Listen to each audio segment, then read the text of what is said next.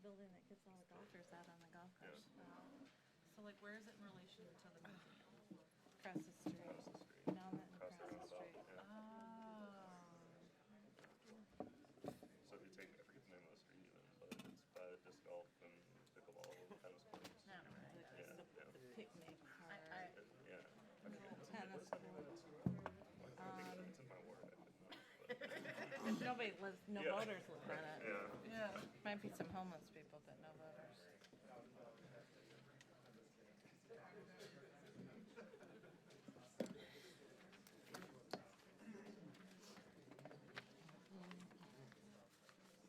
Good color on you. Thank you, honey bun. Just makes you all Okay, that glowy. just matches my highlights in my hair. Yes. Yeah. I know it does. Exactly. It brings it out. There's some more people in here today. That's homeless. I got hair, you just can't see It's it. about homeless. It's under my I skin. mean, I'm not surprised, but. Right. It's under my skin. I need to shave because I feel like an afro up there.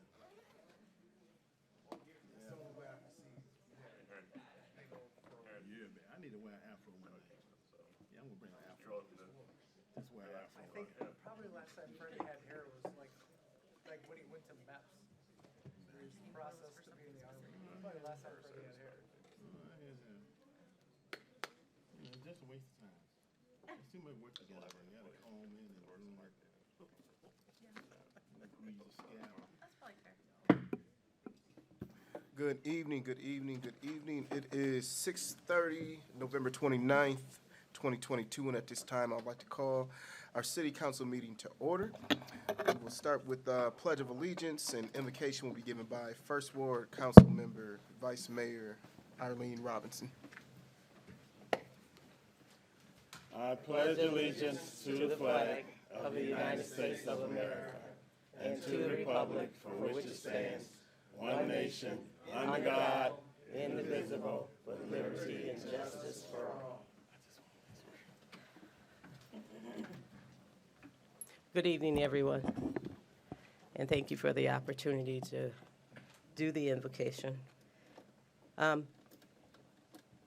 For those who believe in our Savior, please join with me. Others, please worship in whatever manner so fits. Lord Jesus, today we humbly ask you to be with us, to guide us and bless us, to take away our fears and worries and place your peace in our hearts. We are covering our families and friends with this prayer, and we are trusting in you to heal our bodies, our mind, and our country. In Jesus' name we pray. Amen.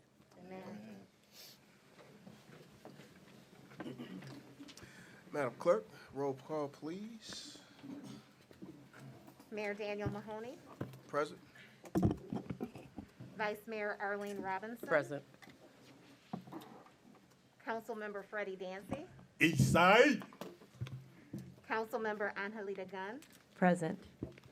Councilmember Laura Dreyer Schlechte, Here? Councilmember Karen Bennell, Here? Councilmember Will Forgrave. Here. All right, we are all present. At this time, I would be looking for a motion and support of the adoption of the agenda. So moved. Support. It's been moved and supported. Just would like to make one addition, asking that we add the proclamation to recognize Native American History Month, and actually add it as item B and move the ballot presentation to item C. This way. I'll support that. Okay.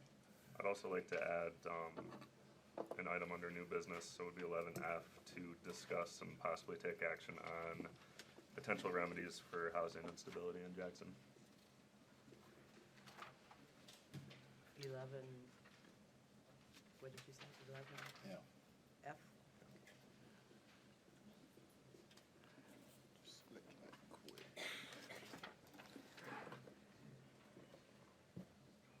Do you need a support on that, or are you? No, I should know, but I don't know. I don't think we I don't think so. Okay. All right. Any further discussion? Seeing or hearing none, the clerk will tally and display the vote.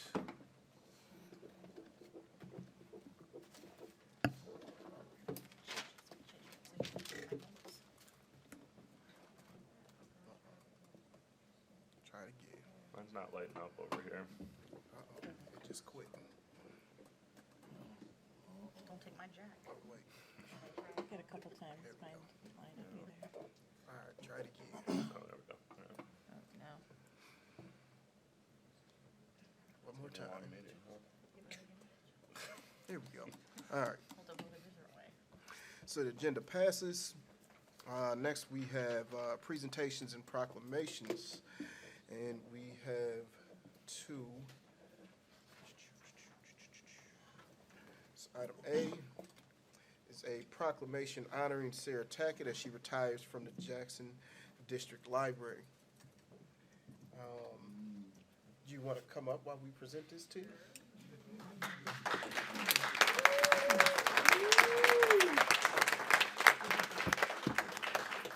Sarah, I will personally say it's been an honor having you at our library. You will be dearly missed. And I will just read this really quick so everybody can hear what it says. Whereas a New Jersey transplant, Jackson District Library Director Sarah Tackett has dedicated 24 years to improving literacy in Jackson County. And whereas over the course of her career with the library, Sarah has worked tirelessly to increase access to resources through the elimination of physical, geographic, technological, and financial barriers. And whereas always working to instill a lifelong love of reading, Sarah encouraged a variety of programs, each designed to promote a continued interest in learning. And whereas Sarah has dedicated to her staff through listening, providing professional development opportunities, and her expressions of appreciation has produced a team of caring, dedicated individuals who helped her to build a strong organization. Whereas Sarah's community involvement through serving on various boards and committees helped to build important relationships that earned the Jackson District Library unanimous countywide approval of an operating millage in 2016. And whereas the years-long coronavirus pandemic provided Sarah with an opportunity to demonstrate her outstanding leadership as she found ways for her staff to continue to deliver important services to our community. And whereas after more than 2 decades of selfless service to others, Sarah has decided to retire and visit some of the places featured in the books found at the Jackson District Library. And whereas Sarah's legacy will be the unyielding respect she garnered here in Jackson and throughout the state of Michigan for her passion to help others grow and learn, as evidenced by her determination to expand the services of the Jackson District Library in order to reach every corner of the county. Now, therefore, I, Daniel J. Mahoney, Mayor of the City of Jackson, on behalf of the entire City Council, do hereby congratulate Sarah Tackett on her retirement from the Jackson District Library. Thank her for her 24 years of service to our community and wish her much happiness in her future travels.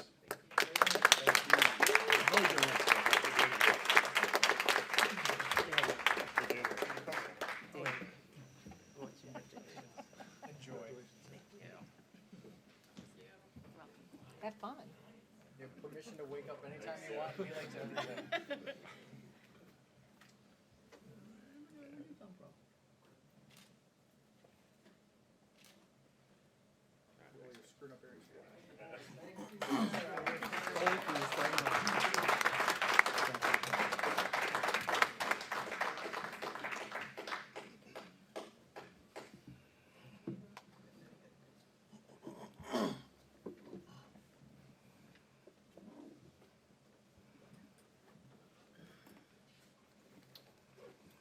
All right, so item B.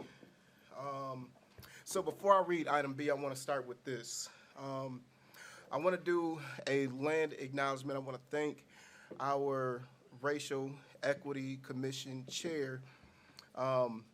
This is something that she reads before every meeting. Jacob in the building. What's going on, brother? So land acknowledgement for Racial Equity Commission. Land acknowledgement is a small gesture that when coupled with authentic relationships and informed action becomes meaningful. Land acknowledgement leads to consciousness of Native sovereignty and cultural rights and is a step toward equitable relationship and reconciliation. The city of Jackson owes its existence to the vitality to generations of individuals who contributed their hopes, dreams, energy, and pain to making the history that has led us to this moment. This meeting, including this meeting, is being held on the occupied, unceded, seized territory of the Potawatomi Peori people. We pay our respects. Order. We pay our respects to the elders, both past and present, who stewarded this land. So at this time, as I present this proclamation, I would like to call the Brown family up to receive this proclamation, who are actually part of the Potawatomi tribe.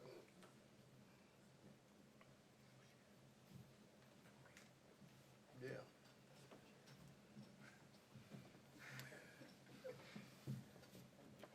Ms. Brown? Thank you. Ms. Brown? Mr. Brown? Ms. Brown. Okay, so I'm just gonna read this right quick. Whereas National Native American Heritage Month, we celebrate the rich tapestry of indigenous people and honor their sacrifices, which we recognize as inextricably woven into the history of this country.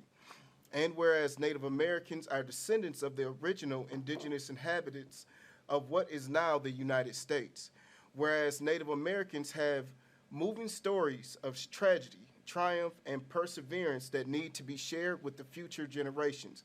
And whereas Native Americans have enriched our heritage and continue to add to all aspects of our society through their generosity of culture and the continued practice of teaching economic, environmental, and cultural sustainability. Whereas our country is blessed by the character and strength exemplified by the Native Americans who have answered the call of service in our armed forces in greater numbers per capita than any other group in the United States. We honor our Native American veterans and those who serve in active duty for their bravery and sacrifice.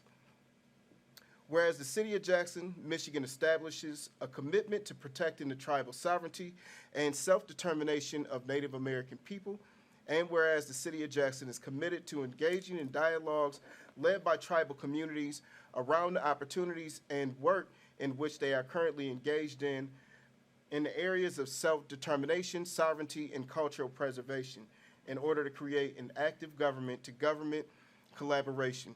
And whereas during the month of November, we honor our Native American people in their ancestral homes and recognize their continued contributions in strengthening the diversity of our society. Now, therefore, I, Daniel J. Mahoney, Mayor of the City of Jackson, Michigan, do hereby proclaim November 2022 as Native American History Month and encourage all citizens to join in this observance.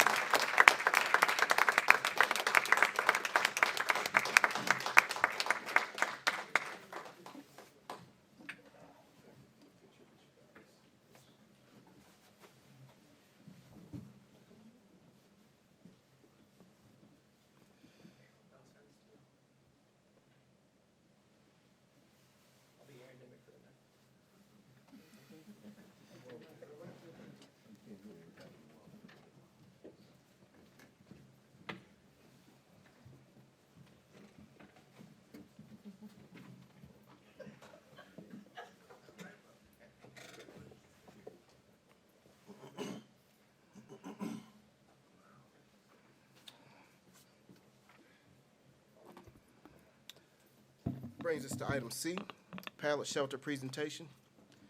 Yeah, thank you, Mr. Mayor. As the technology starts to catch up and we get the presentation pulled up on the screens, happy to have Ben Simons from the company called Pallet, who provide a temporary shelter structure. Of course, they're doing this to us.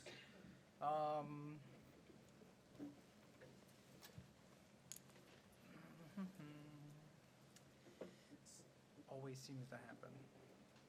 So just 1 second, Ben, getting connected to our TVs.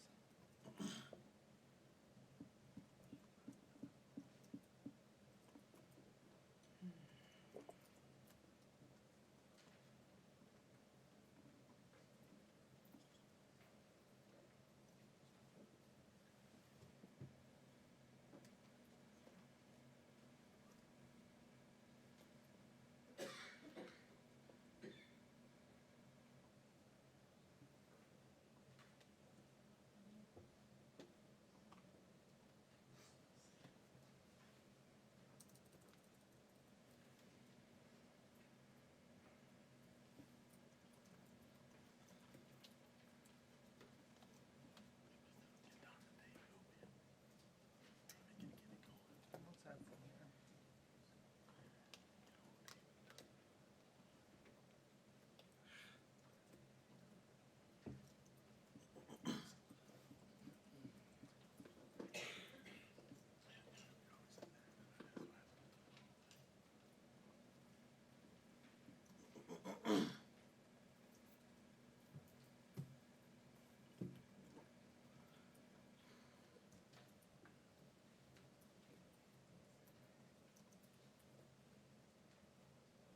I really apologize. This was working before.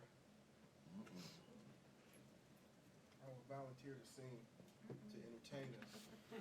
Well, maybe your daughter. Well, you think she got it from? I don't know. Yeah, and I'm not finding what I usually go to fix it. Belongs for me.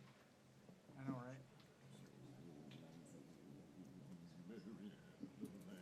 It could detect, I guess. I know, right? Plug it in there. Did you turn it on? Yeah, Turn that's it back on? correct. Yeah. Yep. Usually I get the extend display. Yeah, that it should, that's what should come up right now. Let me check one more time on mine. Okay.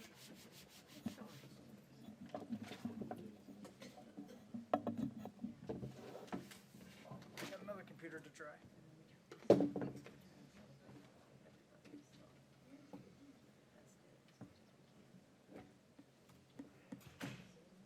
Yeah.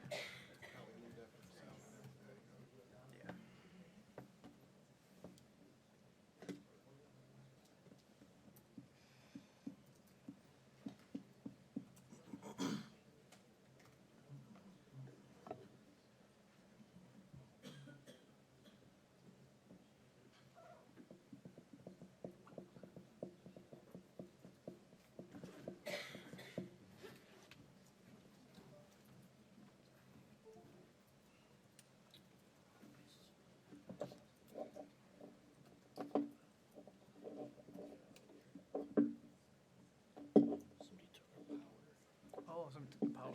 Yeah, that should be plugged in. Oh, okay. Fine, no. It gets over here.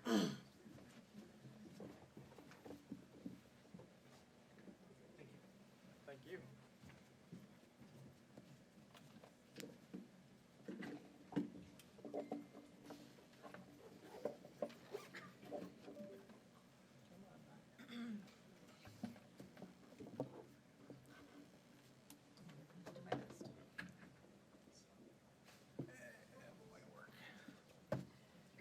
Here we go. First time. Can you hear me, sir? Yes, I can. Can council hear? Yep. All right, Ben, if you want to introduce yourself, your company, and jump right in. Sounds great. Can everyone hear me all right? I'm right next to a manufacturing center, so you might have a little bit of background noise. We're good. You doing okay?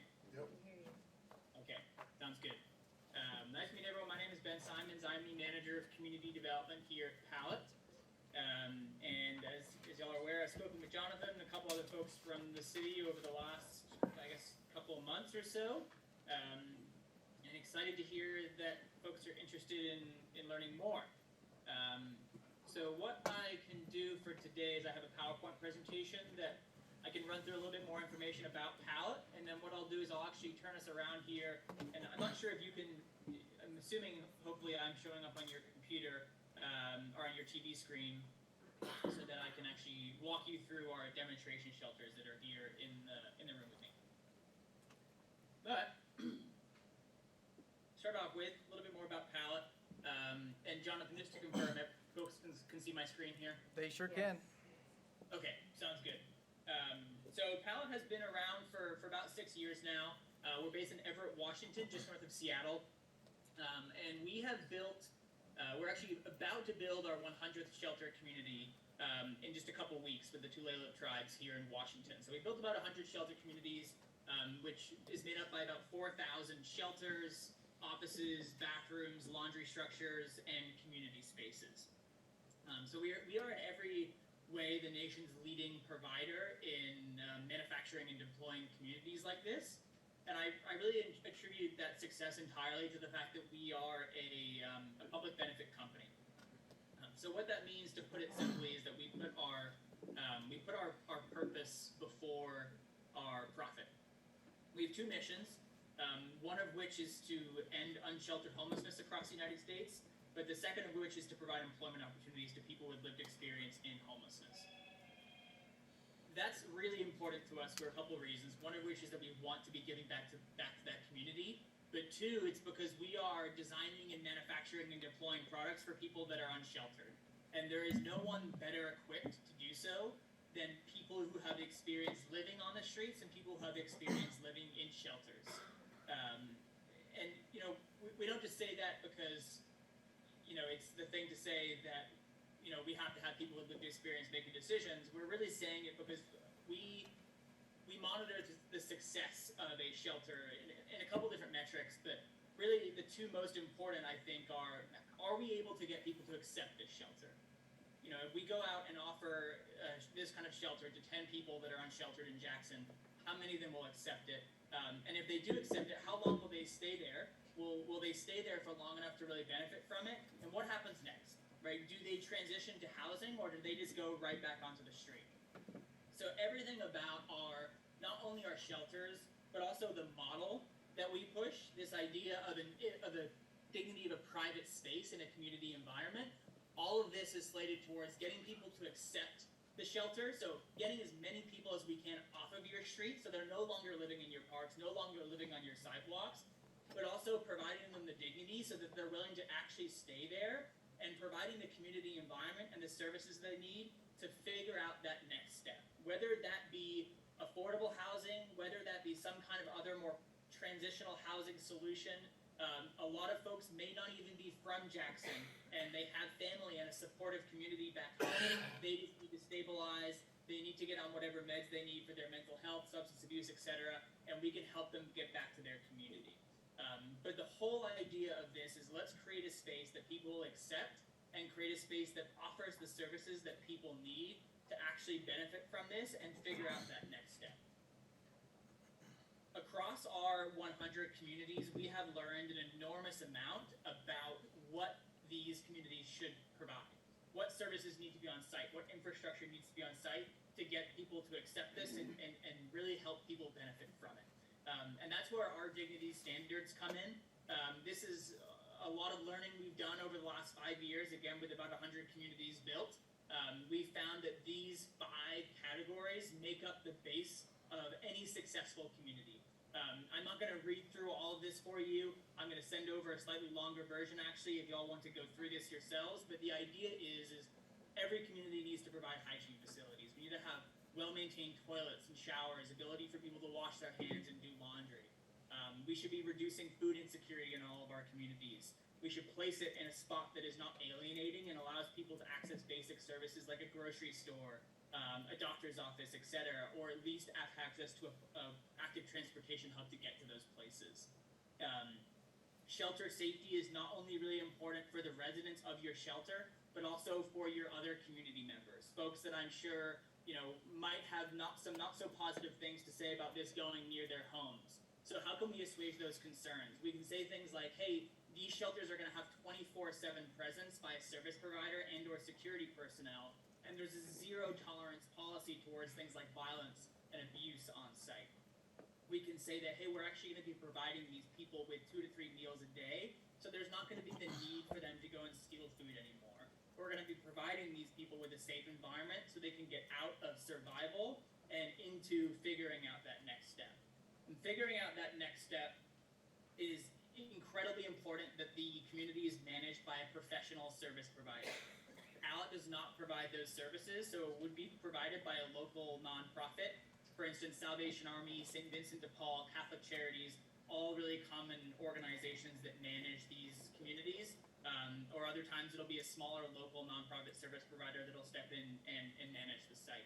And what's important there is that we're providing consistent service to people, and we're providing service that helps them to attain housing. So things like helping them get their government IDs back, helping them access public benefits, helping them practice any interview skills, figure out that next step for employment and housing.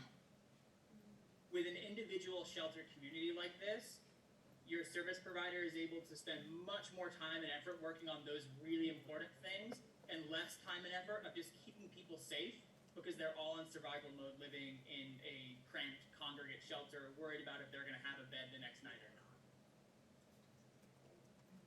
So I know that's a lot. I'll stop for just a second.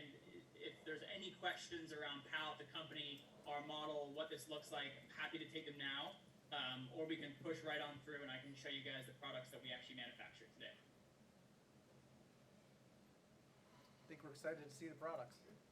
Cool, sounds good. So I'm just gonna turn you guys around here. And hopefully you can see all right. Well, you're sharing your screen, so you're kind of small. I'm sharing my screen, so I'm gonna unshare that, good point. So you guys should be able to see now our 64 square foot shelter. So this is typically single occupancy, so one bunk. We can do up to 2 people on this shelter, but I recommend, again, when it comes to getting people to accept this form of shelter, doing 1 person per unit is really important. Comes with all the standard safety features that you're gonna need, like a hardwired CO smoke detector, that's good, I got it. Hardwired CO smoke detector, wall-mounted fire extinguisher, egress door. The interior surface is Class C fire rated. This structure takes about 45 minutes for one of our deployment teams to assemble. We can fit about 20 of them on a semi-truck.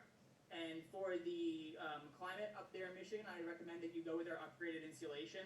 This is a 1/2 inch insulation. We can also offer an 1.5 inch thick insulation.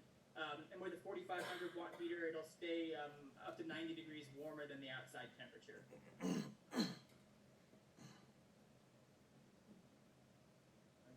Quick look. This is obviously with that front wall taken off. Get an idea of what that side wall looks like here.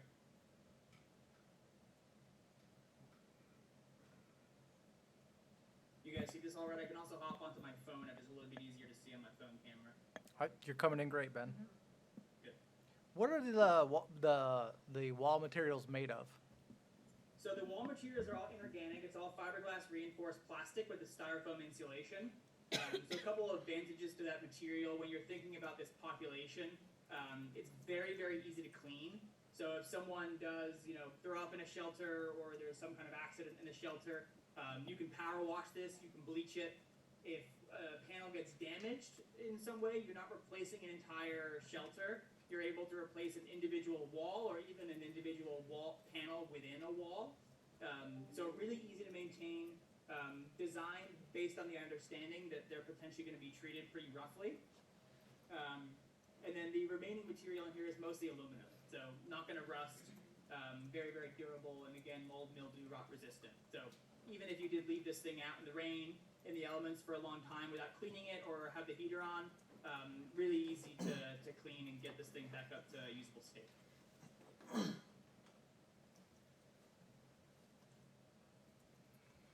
Infrastructure requirements for this shelter, for when you guys are thinking about, okay, where can we put this? Super basic.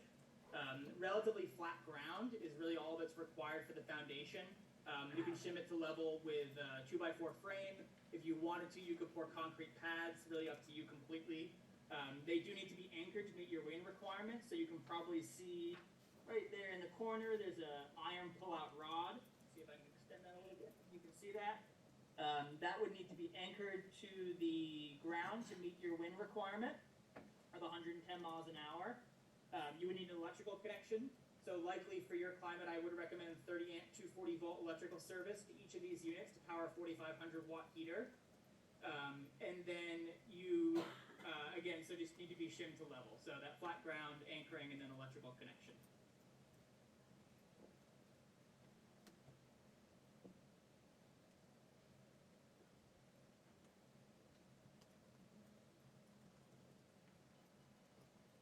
We have around here our 100 square foot structure. So same idea, just bigger, 7.5 by 13.5, and this is often used as like a services office, or it can also sleep up to 4 people. So you can see on one side here, you could have 2 bunks, one on each side, one on top of the other. You could also have just the 1 bunk, and then we do offer a standing desk. So oftentimes these will be used as an office for a service provider or security staff. And they'll just have 2 desks in here, or folks will just bring in their own desk that they'll purchase separately. But same exact idea, same infrastructure requirements for the 100 square foot structure versus the 64. I'll just reshare my screen here with you. So we talked about the 64, the 100. We also offer bathroom structures, so both standard and accessible bathroom structures. These do require a water sewer connection and an electrical connection, so a little bit more infrastructure intensive than the shelters, but obviously a really important part of any community. Some sites do choose to place these shelters outside of an existing building that already have bathrooms and showers, so you save yourself a little bit of money on that end. We do laundry, so 4 washers, 4 dryers in the same size unit as this. And then we do community structures, so 400 and 800 square foot community spaces that are often used for indoor dining, food prep, and general just TVs, hanging out space, especially in your winters. It's important to have an indoor place for people to congregate and be together, as opposed to people just isolating it in their shelters all winter long, without a doubt, is important.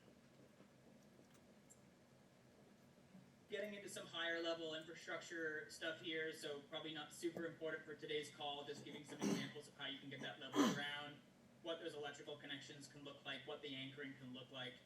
I think probably more interesting to everyone will be a couple pictures of these existing communities. This is a site in Sonoma County, California, a really great example of our ability to mobilize quickly. They called us and said, hey, we want 50 of your 64 square foot shelters, when can you get them to us? And we were actually able to get them shipped out within 10 days. Our standard lead time is closer to around 4, 6, 8 weeks, depending on the quantity and the kind of structures you need. But if you guys have a site ready and you want to get this up before it is seriously deep into winter, which probably in Michigan it already is, we can work very, very quickly and respond. You can also see just minimal infrastructure requirements when it comes to setting these in a place like a parking lot. They already had lighting, built some 2x4 frames to get the shelters level, put some fencing up, and we're able to get this open very, very quickly. Good example of a cold weather community here in Boston. Pretty permanent infrastructure here, so they actually pour concrete pads for each structure. But they have every single one of our products on this site. So they have a 400 square foot community structure, laundry, bathroom, both standard and ADA, and then 164 square foot shelters. When it comes to outcomes, this is a good one to mention. They have had a ton of success getting people out of this community and into housing. There's a couple reasons for that, one of which the service provider is incredibly experienced and really effective. 2 is that Boston has done a pretty good job of actually building affordable housing over the last decade or so. But have had great success getting people transitioned out. I think their average stay for the first couple months was only a month or so. So being able to get that many people out of the shelter and into housing is a great success. So got a lot of people stabilized, got a lot of people off substances, which is great to see. More typical average stay is about 6 months, I'd say. and the success rate of getting people into housing really ranges anywhere from, the lows of about 20% up to about 90% in our community in Tacoma, Washington. Depends on a ton of variables, that some of which we've already discussed, like service provider, access to affordable housing. But I think what's really important to consider is that's not our only metric for success, right? Right now you have a lot of people living on the streets, a lot of people living in parks. If we can get those people off the streets and into stable and safe environments, that's a huge win.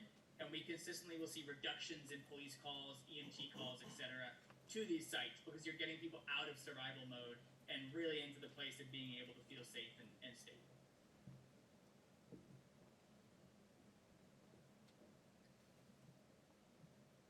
So that's the quick basics of Pallet and our model and our products. I'm happy to open the floor to any questions, concerns, comments, and we can take a deeper dive into anything that people are curious about. Council, what questions do you guys have? Can you run down the costs for each unit he was discussing? So 64 square foot, 100 square foot, and then the 2-stall bathroom. Yeah, Ben, did you catch that? Unit cost? Unit costs for the different models. Yeah, definitely. So it's going to depend on a couple different variables, like quantity you're purchasing and how you want to get them assembled. But to give you an idea of cost, for this 64 square foot unit with the 1.5 inch insulation that I'd recommend for Michigan, you're likely looking at around $14,500 per unit, shipping and assembly included. If you did the 1/2 inch, you could probably get that down to about $11,500, but you would spend so much more money on power in the first 2 winters that it really wouldn't make any sense. For the 100, you're looking at around $15,500, $16,000 per unit, shipping and assembly included. This is depending on how many bunks you're going to need and how many you're going to fit in a truck, but good estimate for unit cost. Bathrooms, shipping included, are both around $50,000. And these ship nearly fully assembled. A little bit more work to be done there on the end, but around $50,000 shipping included for both the standard and the accessible bathrooms. And then the community structure is also around $50,000, and the laundry is about $55,000. And I believe Jonathan has a quote for a certain number of units, and if not, I'm pretty sure you guys have a price sheet, but I'm more than happy to put together an exact quote to say, hey, if you want to shelter 50 people, this is how much it would cost with all the bathrooms and laundry and community space, and this is how long it would take us to get it to you. What was the 100 square foot one? 16. 16. How many average units in your 100 communities? I think the average size is around 40 or 50 shelters. Our smallest is 6 shelters, and our largest is 177.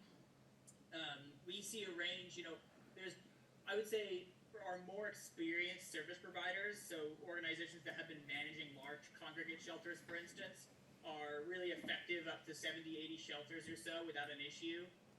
Smaller service providers usually like to start around 20 or 30 shelters more commonly. So we see a pretty good average there at around 50 shelters per site. Is there a minimum purchase? We have a minimum purchase of 6 shelters. So for the communities that have these set up, it sounds to me like they're set up for more kind of long-term use. Is that accurate? Sorry, can you say that last part again? That they're set up to be there as an option for more long-term use? Yeah, typically yes. I'd say the usual way that these get proposed by a city is that they are really temporary, right? They can be taken down in half an hour. You can pick them up with a forklift and put them on a flatbed truck. So usually when a city purchases these, they'll say, okay, we're going to do this for a year. We're going to measure the effectiveness of it. We're going to fund it for a year. And after we're gonna come back and evaluate. We're gonna say, okay, how many people will we be able to get off the streets? Did we see an increase in police calls here? Did we see a reduction? How many people did we get into housing? And they'll reevaluate.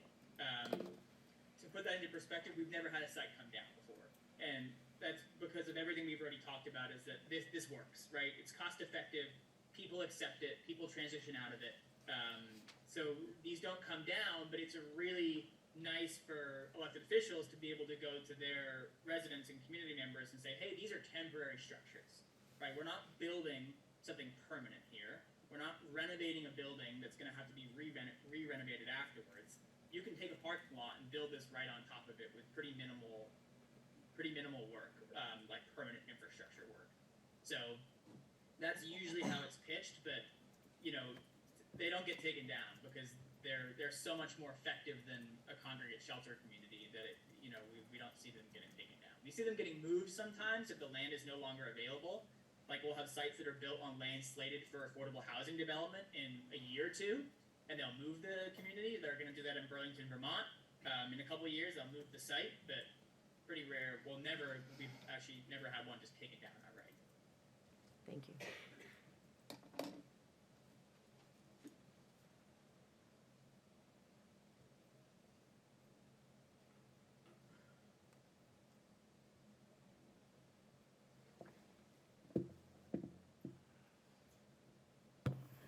Yes, I have a question.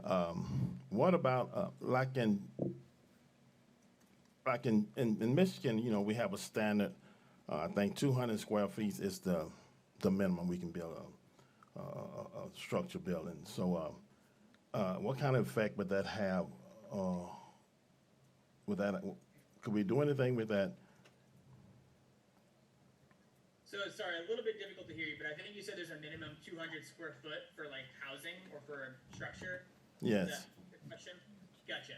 So there's a couple different ways that we see people work through this, but I think what's really important to understand is this is not housing, right? If someone moves into this community, they're not a tenant. They're still considered homeless, just not unsheltered homeless. And they aren't designed to kind of meet all of your permanent building code requirements that you'd see for standard housing. They're designed to be assembled rapidly and very, very quickly, and to be assembled anywhere that you want. So there's going to need to be typically there needs to be some flexibility there when it comes to kind of standard requirements for where people are living. So for instance, square footage, right? That's definitely something that people ask about. We based this structure size on the California Emergency Shelter Building Code that says for emergency sleeping cabins, 64 square feet is an acceptable square footage for one person. We consider this to be an emergency. We consider it to be a crisis. So cities that want to make this work, they want to set this up, they say, okay, well, some of them will just say these are temporary structures. They're not buildings. They're not homes. So these don't need to conform with our state building code. We have third-party structural specs for things like wind and snow load and structural integrity. We have all these fire safety features. So they say we're going to inspect these on site, and we're going to essentially assign like a temporary use permit to them or a conditional use permit to them for a year-long period, at which point we'll reevaluate. Right? So that's pretty common. Other times they'll say, okay, how can we get creative? So Madison, Wisconsin said we're going to call these camping units. They set them up on land zone for a campground in the city, and they had to apply for one variance around the egress door. So they're camping units technically in Madison, Wisconsin.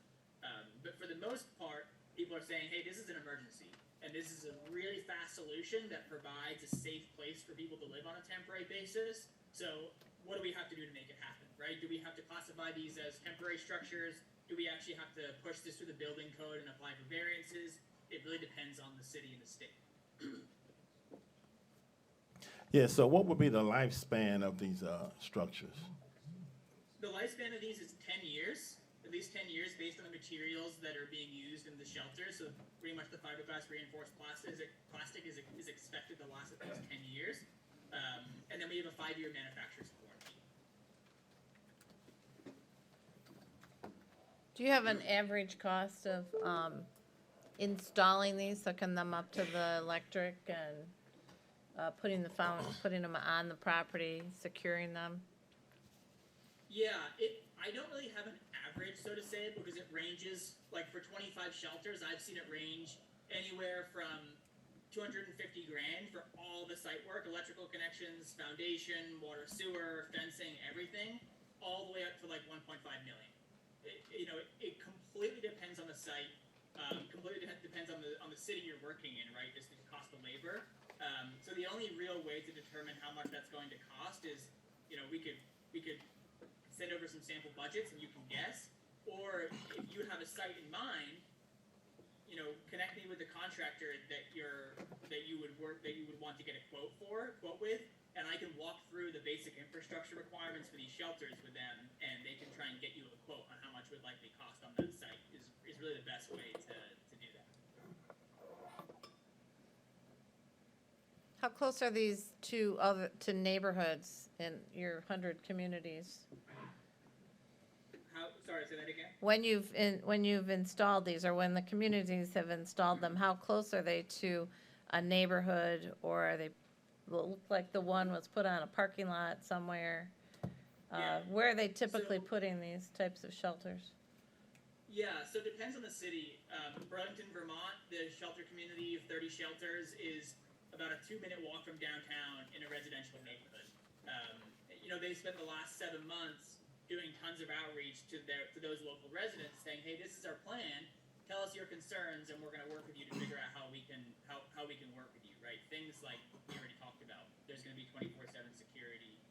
There's going to be zero tolerance for X and Y. So they wanted to put this in a residential neighborhood because they didn't want to alienate people from where they were kind of already existing in that area. Whereas Sonoma County is actually pretty far outside of town, and they have a shuttle. Then they every single hour there's a shuttle that goes into town so people can go to the grocery store, etc. So I would say it depends on two things. It depends on the political climate of your city, and you as elected officials, how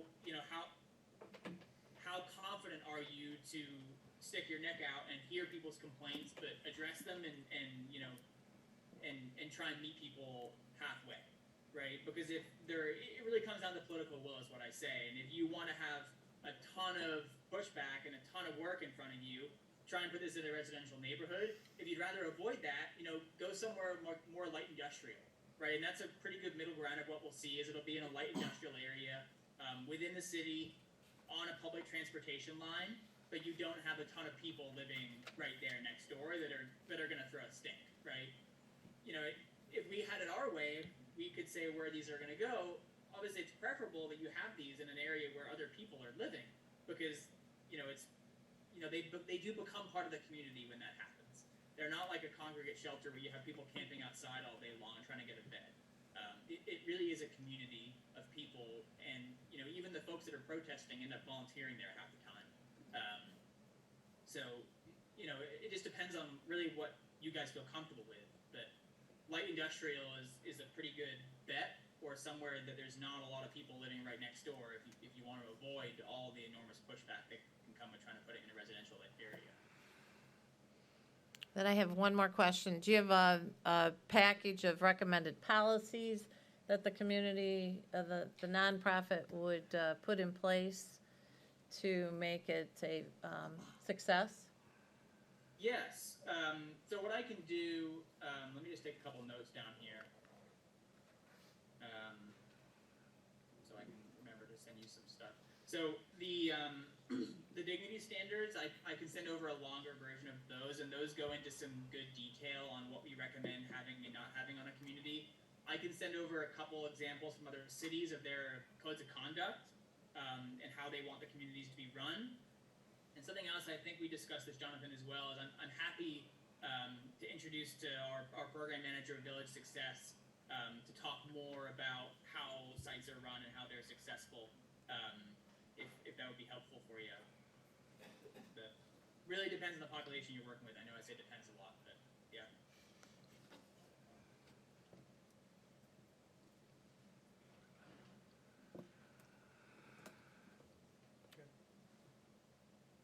I had this presentation already, so all my questions have been answered. I see everybody looking at me. Any other questions from council? Ben, the only other question that I would have is for construction of these, the cost you said includes shipping and construction.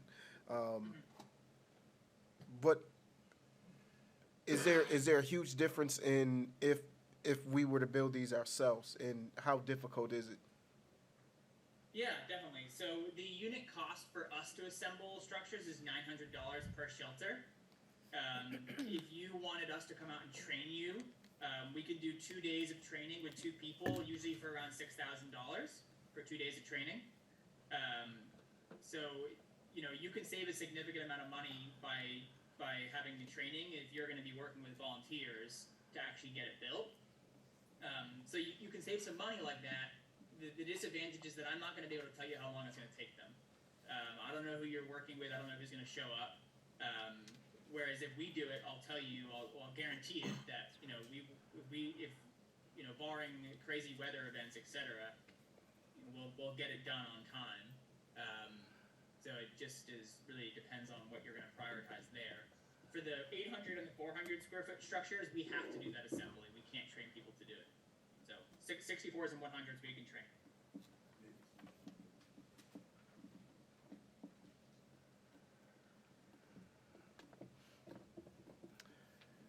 Any other questions, council?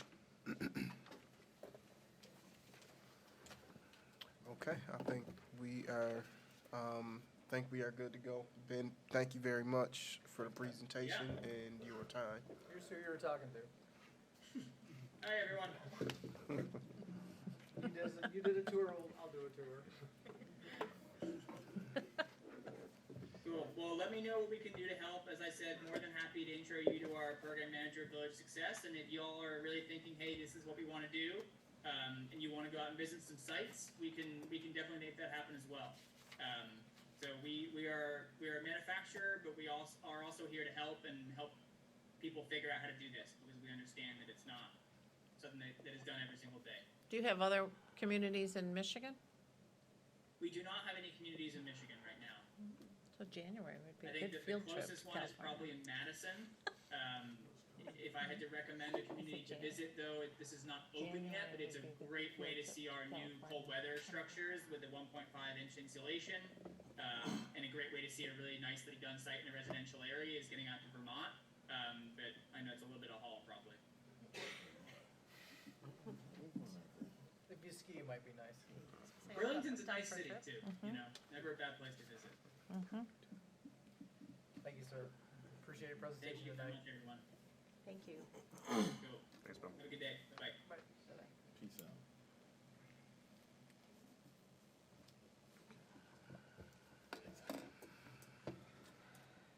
Okay. I think that concludes our presentations and proclamations, brings us down to item number 6, which is public hearings. We have no public hearings. Brings us down to item number 7, which is citizens' comment. To get us started, I will read the rules rules for speaking before City Council. Number 1, each speaker will state their name and address prior to addressing council. Number 2, each speaker is limited to up to 3 minutes. During the citizen comment portion of the meeting, council members will not debate or answer questions at this time. Number 3, each speaker should be polite and courteous to the council and council members of the public and members of the public in attendance.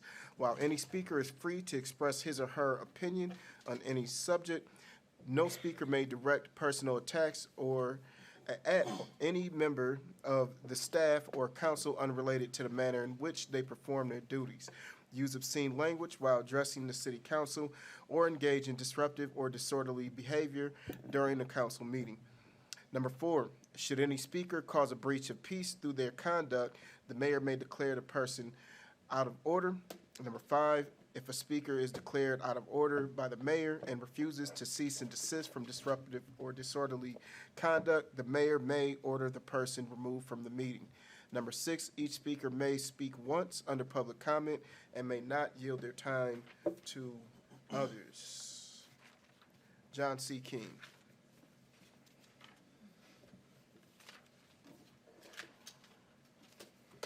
Thank you, Mr. Mayor. John King, 203 3rd Street here in the city.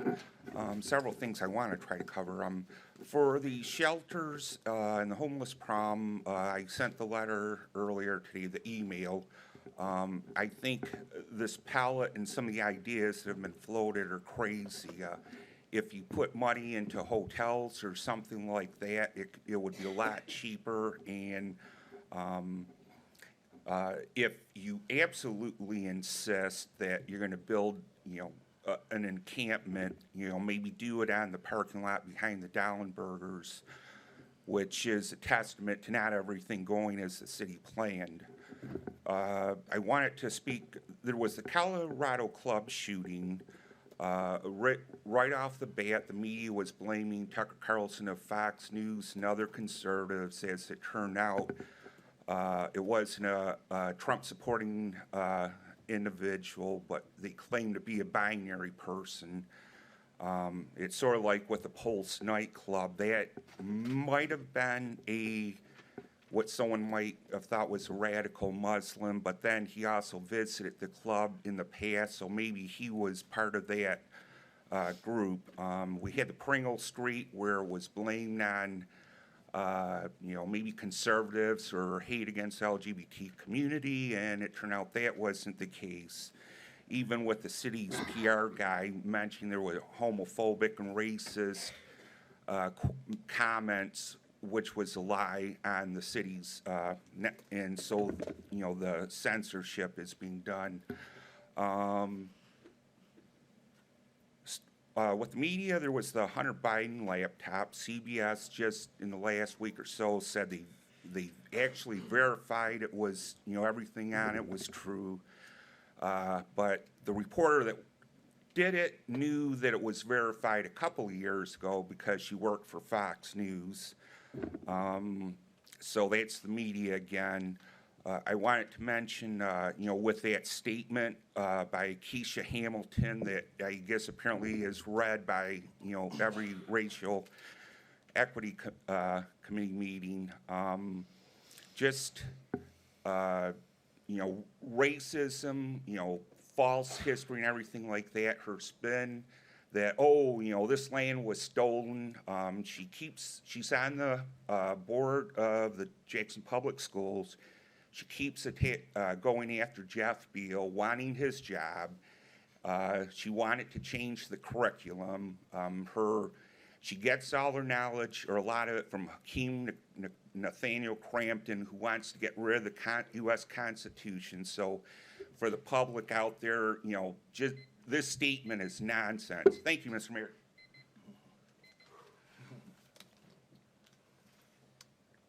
Chris Elliott.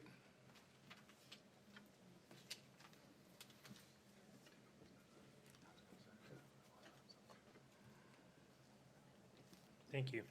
My name's Chris Elliott. I live at 109 First Street, Jackson, Michigan, 49203, so it's Vandercook Lake.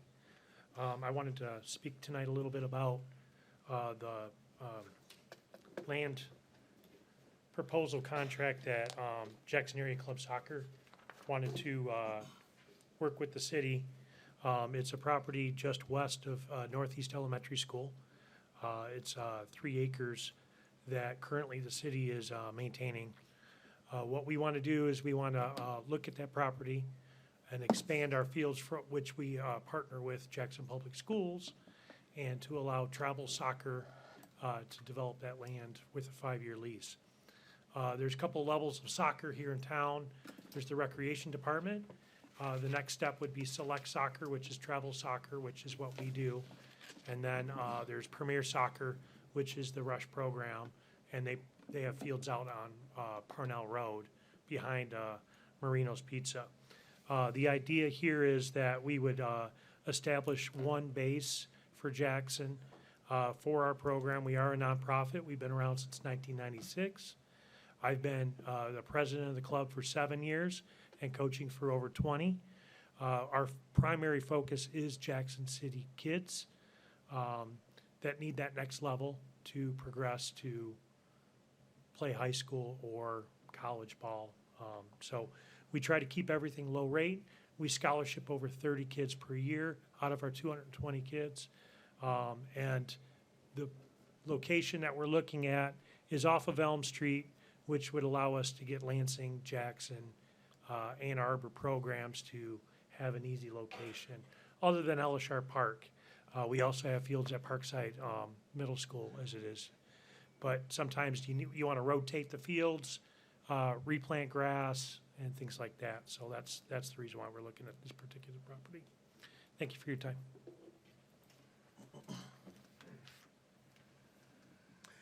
Mr. Amador Yahara.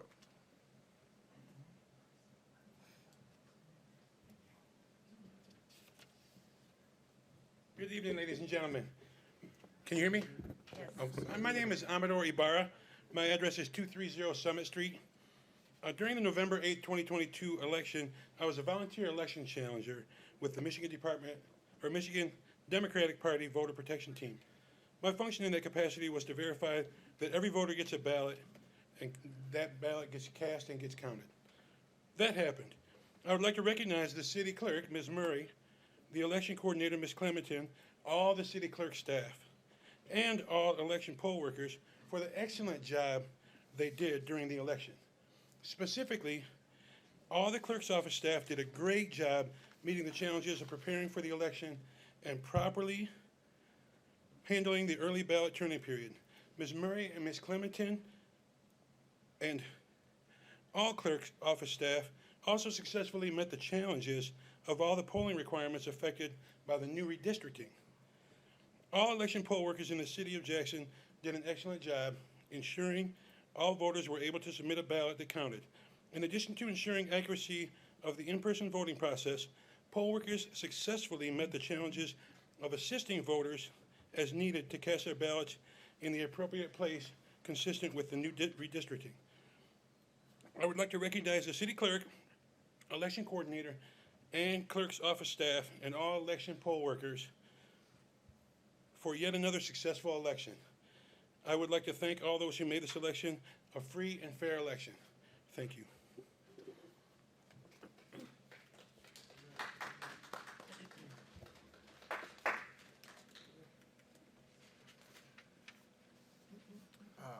Richard, I don't see a last name on here. Okay. TJ?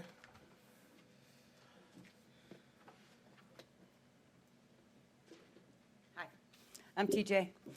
I just come up here to talk about what's going on with the homeless right now.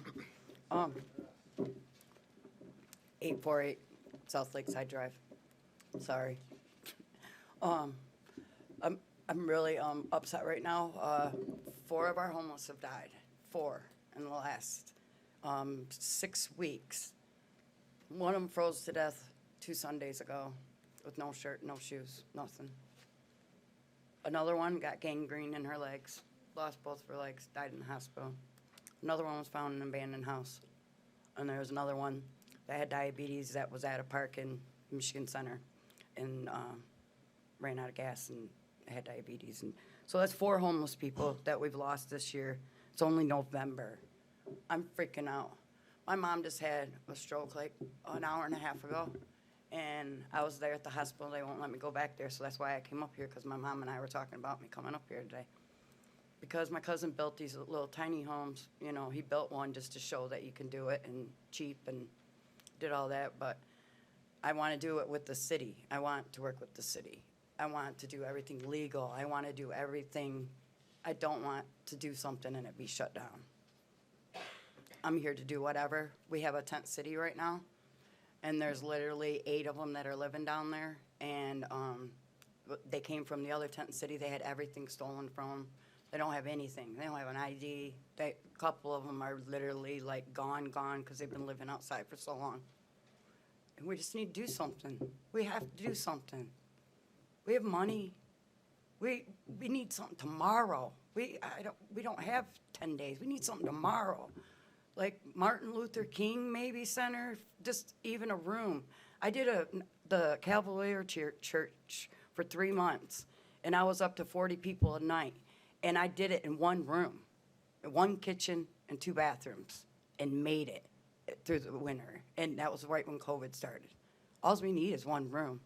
Don't kick them out during the day. Why are we going to kick them out during the day? Then where are they going to go? They have nowhere to go. So every place that they do go, they want them to leave during the day. There's no place for them to go. They need to be in the building, learning anger management, learning AA meetings, having what the TA thing is amazing, where we can bring the whole community together. We can bring Jackson Harm Reduction, we can bring CAA, we can bring Home and New Vision, we can bring everybody. The crisis center even needs people, needs places for beds. They only have 6 beds, but we don't have nowhere. The guy that was sitting next to me, he tried to stay, but he's got down in Tent City, and he didn't want to lose his spot, and so he left, and he just wanted me to tell you guys that he don't know where to go. He's been in our building all day today and yesterday. We've had 3 of them just sitting in our hallway because they don't know where to go, and we don't have no place to put them.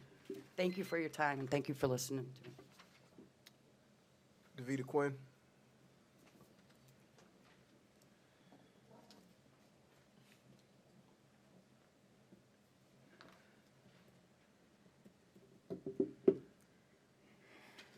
I've watched that presentation that was just given tonight. I've seen it already. I've seen several of them. I've seen pallet houses being built. Whatever it is that we come up with, we need to come up with it real, real soon. They're homeless. Now some of them are sick. In the last month, I've given out 100 COVID kits, mainly to the homeless. Some will go in for treatment, some won't. They just stay on the street sick. We need some help for the homeless. Whether we find a school or community center, whatever we have to do.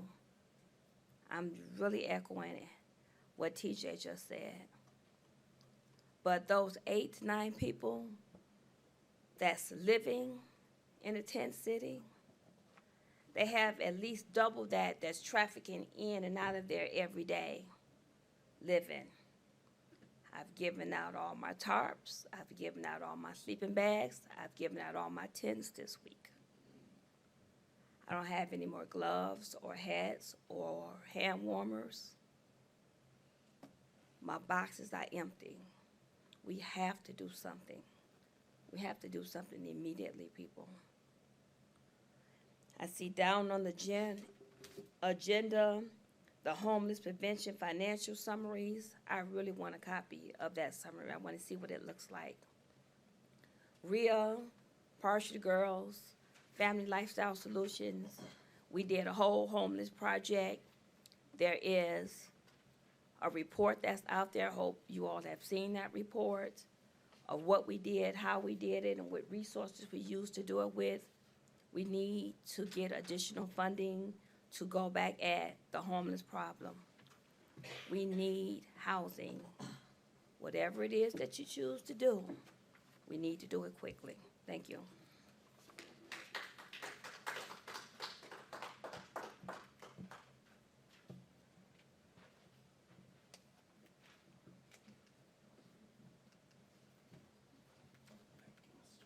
Mr. Bormove. Peter I thought we Bormove, almost got away without hearing from you.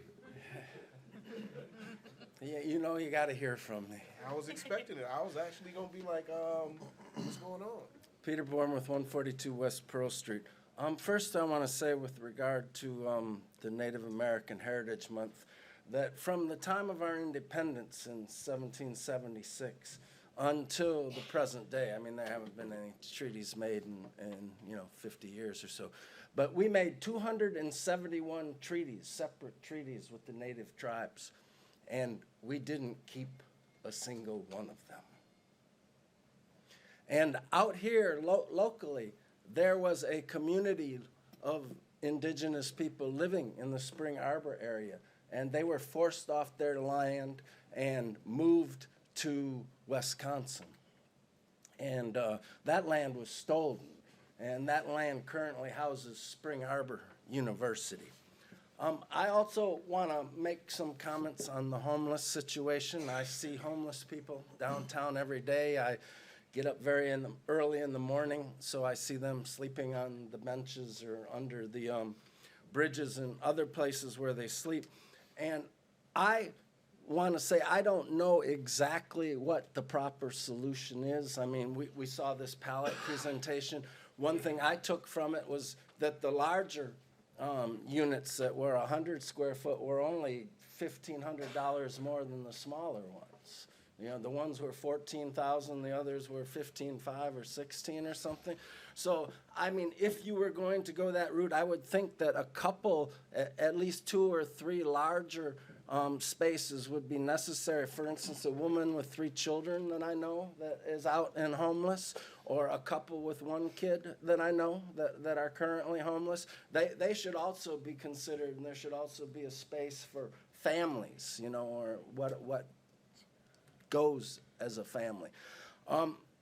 The idea of buying the school, my concern with that is I am opposed to what, you know, TJ just came up here and said, in 1 room for all these people. I think as a person who was homeless for over 2 years in Massachusetts and lived outside for 2 winters, I had a car that didn't move, so I had the shelter of the car, but no heat, no transportation from that. One of the most important things, other than shelter and the security of shelter and a place to store my belongings, which was really crucial, was privacy. And I just want to put that out there. I think most people in this culture deserve the dignity of privacy.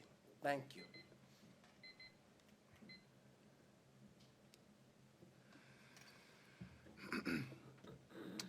Okay, that concludes our citizen comments. Brings us down to item number 8, petitions and communication from city staff and other governmental entities to be accepted and placed on file. Looking for a motion and support to accept and place on file. Item A, City of Jackson, Michigan financial statements as of and for the 4 months ended October 31st, 2022. So moved. Support. It's been moved and supported. Any discussion? I do have a couple of questions. On the affordable housing, it shows that there was expenditures. What was that for? The Affordable Housing Commission, I assume. I need to catch up. Where are you looking? Well, it's on page 7 or, wait, page 3 or page 5, either one. Shows 40, I assume that's, it's expenditures, 46,337 month to date, and then year to date, 138,264. I would have to go back and look at the general ledger for that in order to get what that is. Okay, because I thought any expenditures, I'd just like to know if it's something that we approved or, and I'm not remembering. I'll make a note and get that to you. Okay, and then what is Project Safe Neighborhoods?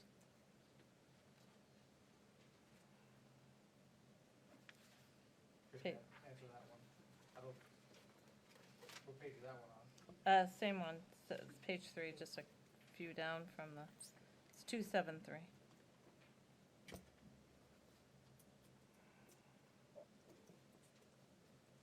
You know, I don't know if it's, I think it might be something, law enforcement related. Serge, is that true? That's correct. Yeah. Okay, can you, I'm curious, what is it? Do you, Sure. Project Safe Neighborhood is a grant that we were awarded through the federal government. It's a grant that helps us combat violent crime in the city. It's a Okay. 3-year award through the federal, from the feds. and then, do we still have 200 left in the American Rescue Plan? 200. Roughly, 200,000. $200. I- 200,000. I mean, we definitely have more than that we haven't spent yet, but that's probably what's left that's uncommitted or being identified for. Oh, okay. I guess I didn't think we had anything left. And then my last comment is, didn't we give $4 million to the MLK corridor improvement? If so, wouldn't that show up on here? It's not like it's been identified for a project, for the grocery store project, and what the MLK corridor decides to do, and as soon as they get that, then it'll be allocated and show up on the. Then it will budget. show up on there? Okay. Yeah. Just wanted to make sure. All right, that's all I had. Thank you. Okay, if there's no further questions, the clerk will tally and display the vote.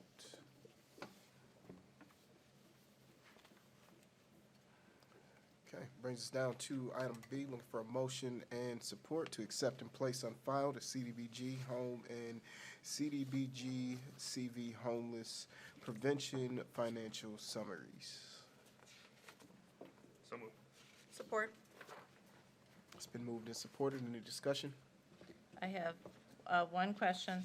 On the report, it shows what we did for homeless prevention, public services for the 2021 years, but nothing for this period. And I just wondered if the next report, we could come back with some, is there money in CBDG that can be used for homeless prevention or helping?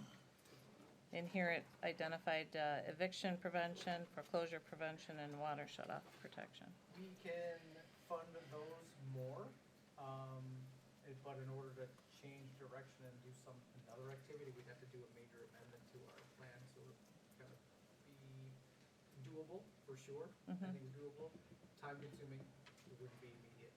Right, well, I'm not sure that these would still be the appropriate categories, but since we're talking about homelessness, if there's an avenue through the CBDG and home plan, then I would like to see us take a look at that for some options. Okay, thank you. Any other questions? Seeing or hearing none, the clerk will tally and display the vote. All right, brings us down to item number 9, looking for a motion to support on the consent calendar. So moved. Second? It's been moved and seconded. Any discussion? Seeing or hearing none, the clerk will tally and display the vote. Okay, consent calendar passes. Brings us down to item number 10, other business. Looking for a motion to support to approve the second reading and final adoption of ordinance number 2022-10. So moved. Support. It's been moved and supported. Any questions, comments, concerns? Seeing or hearing none, the clerk will tally and display the vote. Brings us down to item number 11, new business. Item A, looking for a motion and support for the adoption of notice of intent resolution for water system revenue bonds. So moved. Support. It's been moved and supported. Any discussion? Seeing or hearing none, the clerk will tally and display the vote. Item passes. Brings us down to 11B. Looking for a motion and support for change order 1 to the Booth Center HVAC project. So moved. Support. It's been moved Decreased it. and supported for a decrease of $7,682.13. Any discussion? Thank you for pointing out that something decreased. Except for once, right? Right. No further discussion. The clerk will tally and display the vote. Item passes. Brings us down to item C. Looking for a motion and support to award Ellis Sharp Park Clubhouse Expansion Project contract to R.W. Mercer of Jackson, Michigan in the amount of $299,708. So moved. Second. It's been moved and seconded. Any discussion on the item? Can someone, I have never been, at least to my knowledge, been to the clubhouse. I know, I'm apparently tell you really all sheltered or about it. something. Can someone tell me, other than, what we use this space for? Well, after Kelly tells you, the 6th Ward council member will gladly give you a tour of the clubhouse. I don't go, but I do attend meetings there a lot. Thank you, Mr. Mayor, Council, Mr. Green. Thank you for asking that question. It is actually a multi-use space. The things that you would think Golf happens, there's golf leagues, there's drop-in golf. There's local high school and college teams that use the area to practice in the winter months to prepare for their spring. There is Michigan State parties, there's rentals. People watch movies, they have events with family. It is a revenue-generating activity. Usually, right now, with one simulator, we're looking at $45,000. The second simulator, because we have so many people, and excuse me for the cough drop, I have a terrible cough.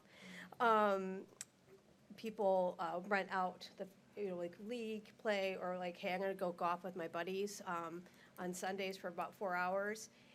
That books up very, very quickly, and we end up having to turn away a lot of people. We are affordable, and we are in a great location, so a lot of people like that. There's not a lot of things attached to it to attend and be a part of that golf simulator league or use just to open golf. Hope that's helpful. Yeah, thank you. You're welcome. Is there alcohol served there? Yes, there is. Okay. We do have a liquor license. And it will be located on the, attached to the back of the building. If you're familiar with the golf course at all, it's kind of, if you're on hole 1, it'll be on your left as you make your way down the fairway. But it'll be behind, so it won't change the aesthetic of the front of the building at all. It'll match, the back will match the rest. Anything else? Okay, thank you. Thank you.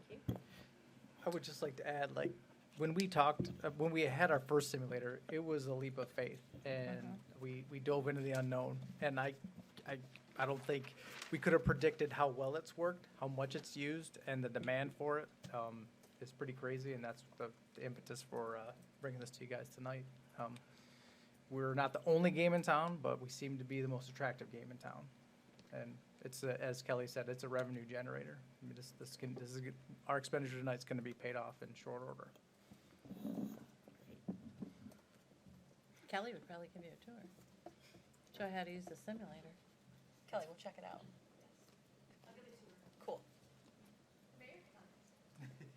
I'll be there Sunday. Just saying. Any other questions, comments, concerns? Seeing or hearing none, the clerk will tally and display the vote. All right.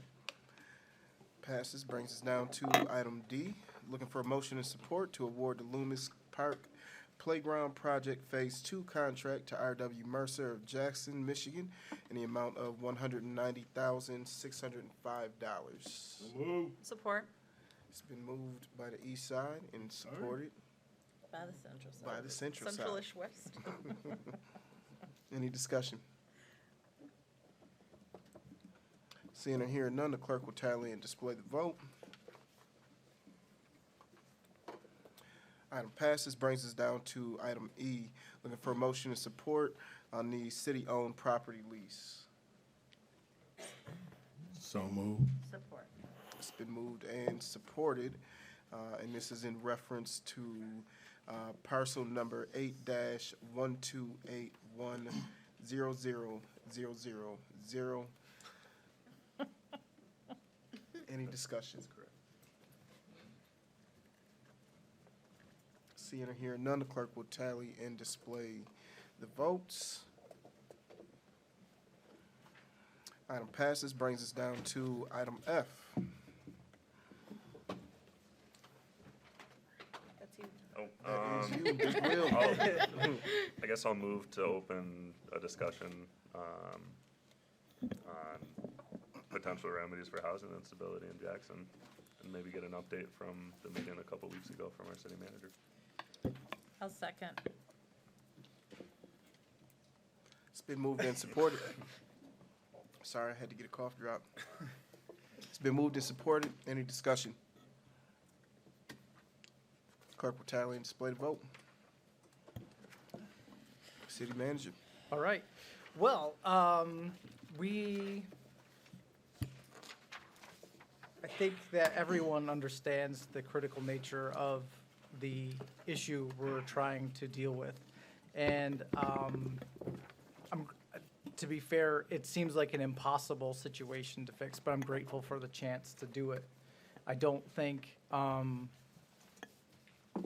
I don't think there's any right answer, and there are probably some wrong ones, but I'm appreciative that this group wants to dive into this. Since the last time we talked about this and the pallet structures came up, seeing the presentation again was really good.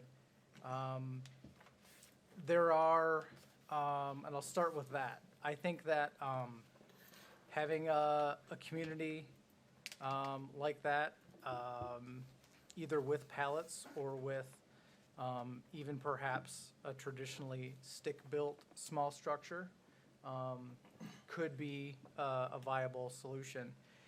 My concerns are the infrastructure costs to build out something like that. Ben talked, on the high side, he's seeing 1.2 million. What we're seeing is a little bit more than that.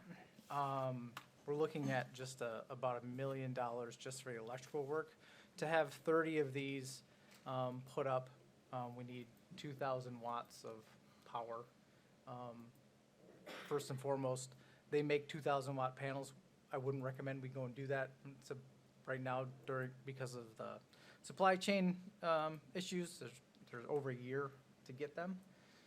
That being said, you can get smaller ones that, if you need 2,000 watts of power, you just get like 400-600 watt panels and you're good, as long as we're getting that number. Those can be ordered and be shorter in the sense that it could come in 8 months. But the site prep work, so we had to put in sidewalks. You'd want to put in sidewalks. You want to dress this up. There need to be lighting. We wouldn't want to put this anywhere where it wasn't well lit, so we'd want to do those things. All very doable. And I'll send this to everyone after the meeting. For me, it gave me sticker shock. So I've been poring over this and saying, is this really a lot? I've been challenging staff a lot. And so I'm almost at the point where I feel good that we're on some solid estimations. I cannot say this enough, estimations based on calling people, hey, how much does this cost? Hey, what do you think this is going to be? Without a bid, we're relying on the relationships we've built in the community to give us solid numbers.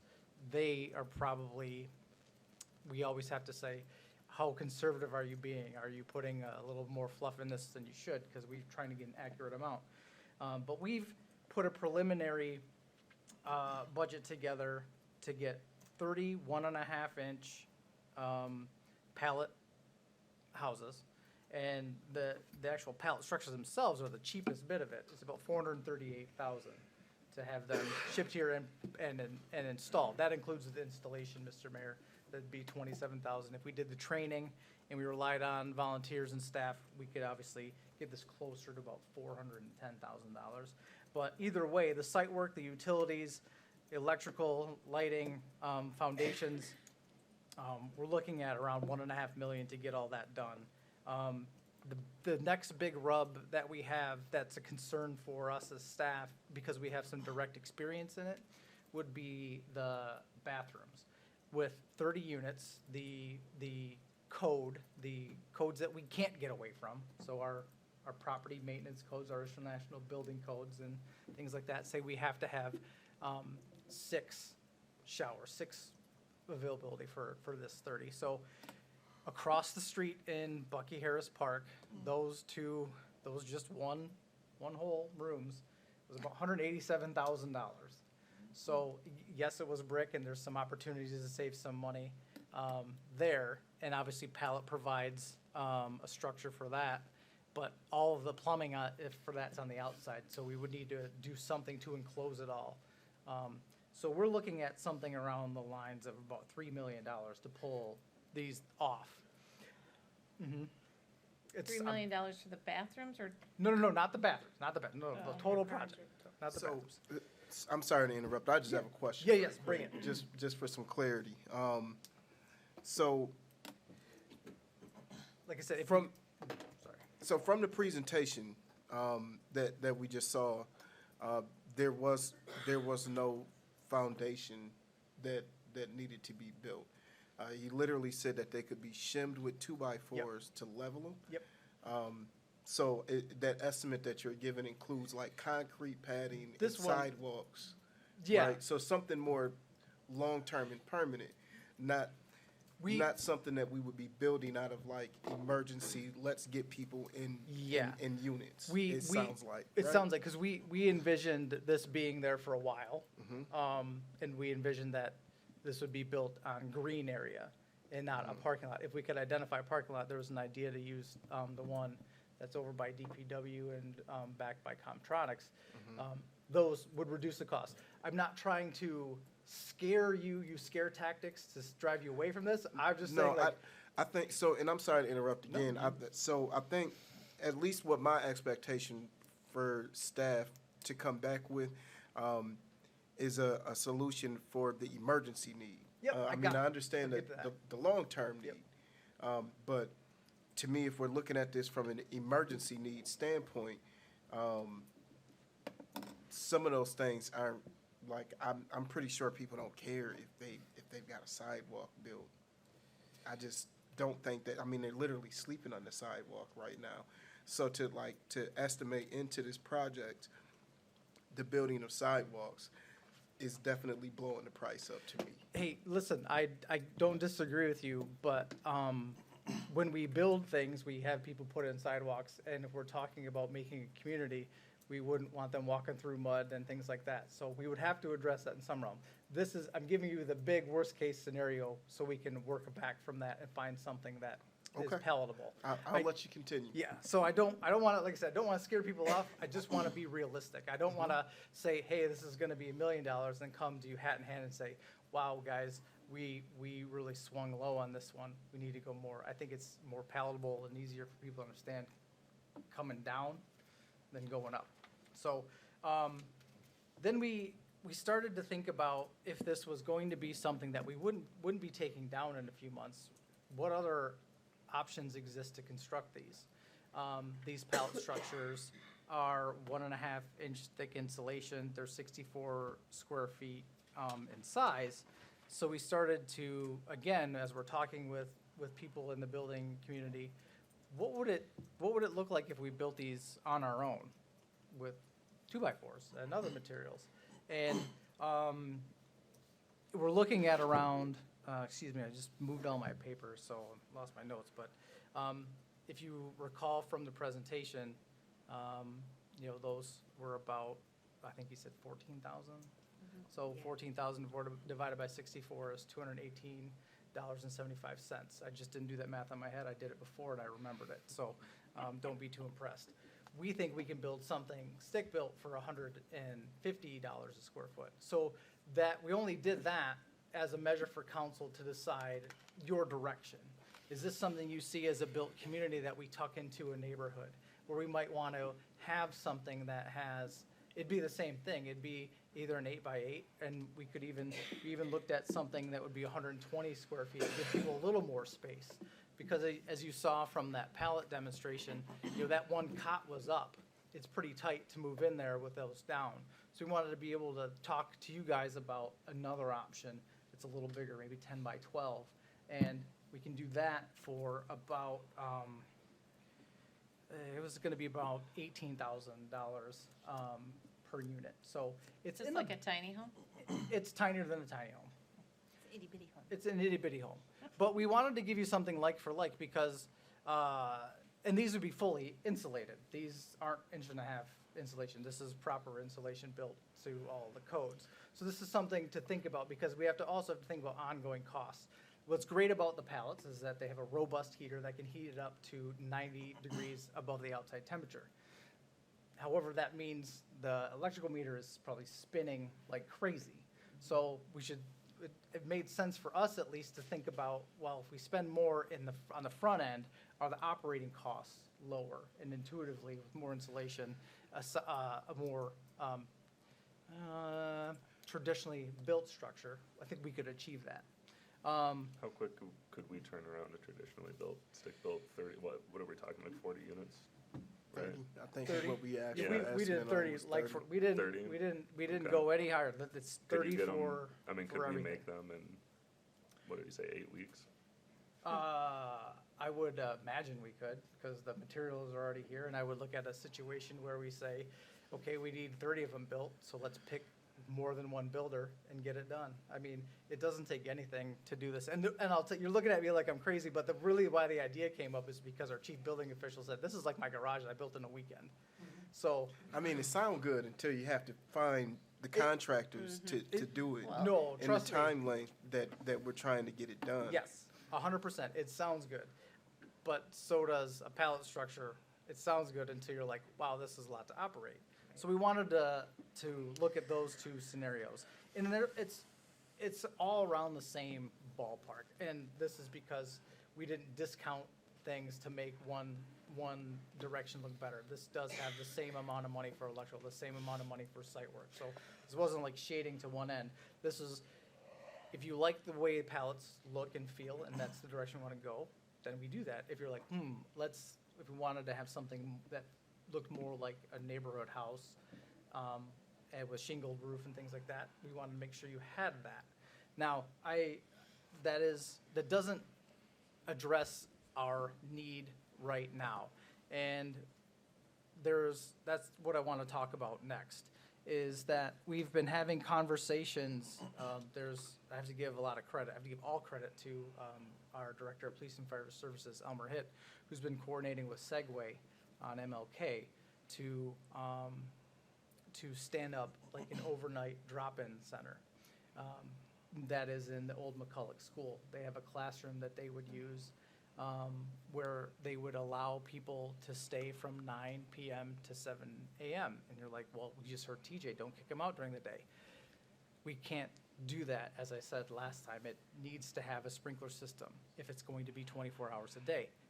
But if it's not going to be 24 hours a day and there's going to be supervision, we can get away with this by doing it this way, by having people come in and then leaving. That sounded really good. It sounded so good that the only downside of it was the classroom they were working on is so small they could only do 10 in there.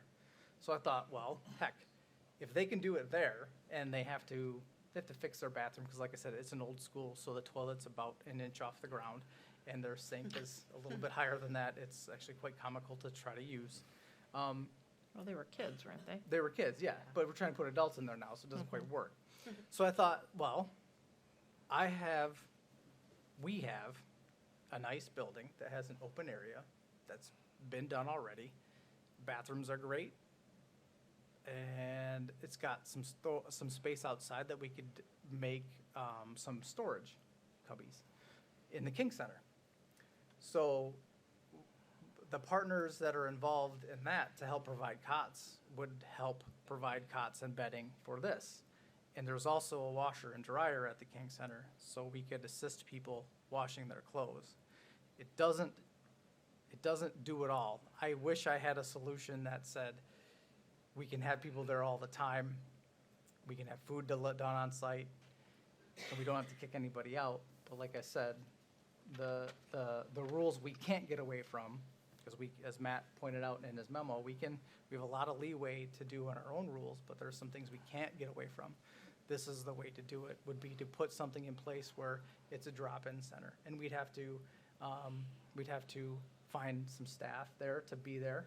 And I would recommend it's 2 people, probably an allocation of around $75,000. And it's on the high side only because I'd like to see one employee be more of an operator type person and one aspect also be kind of security-ish.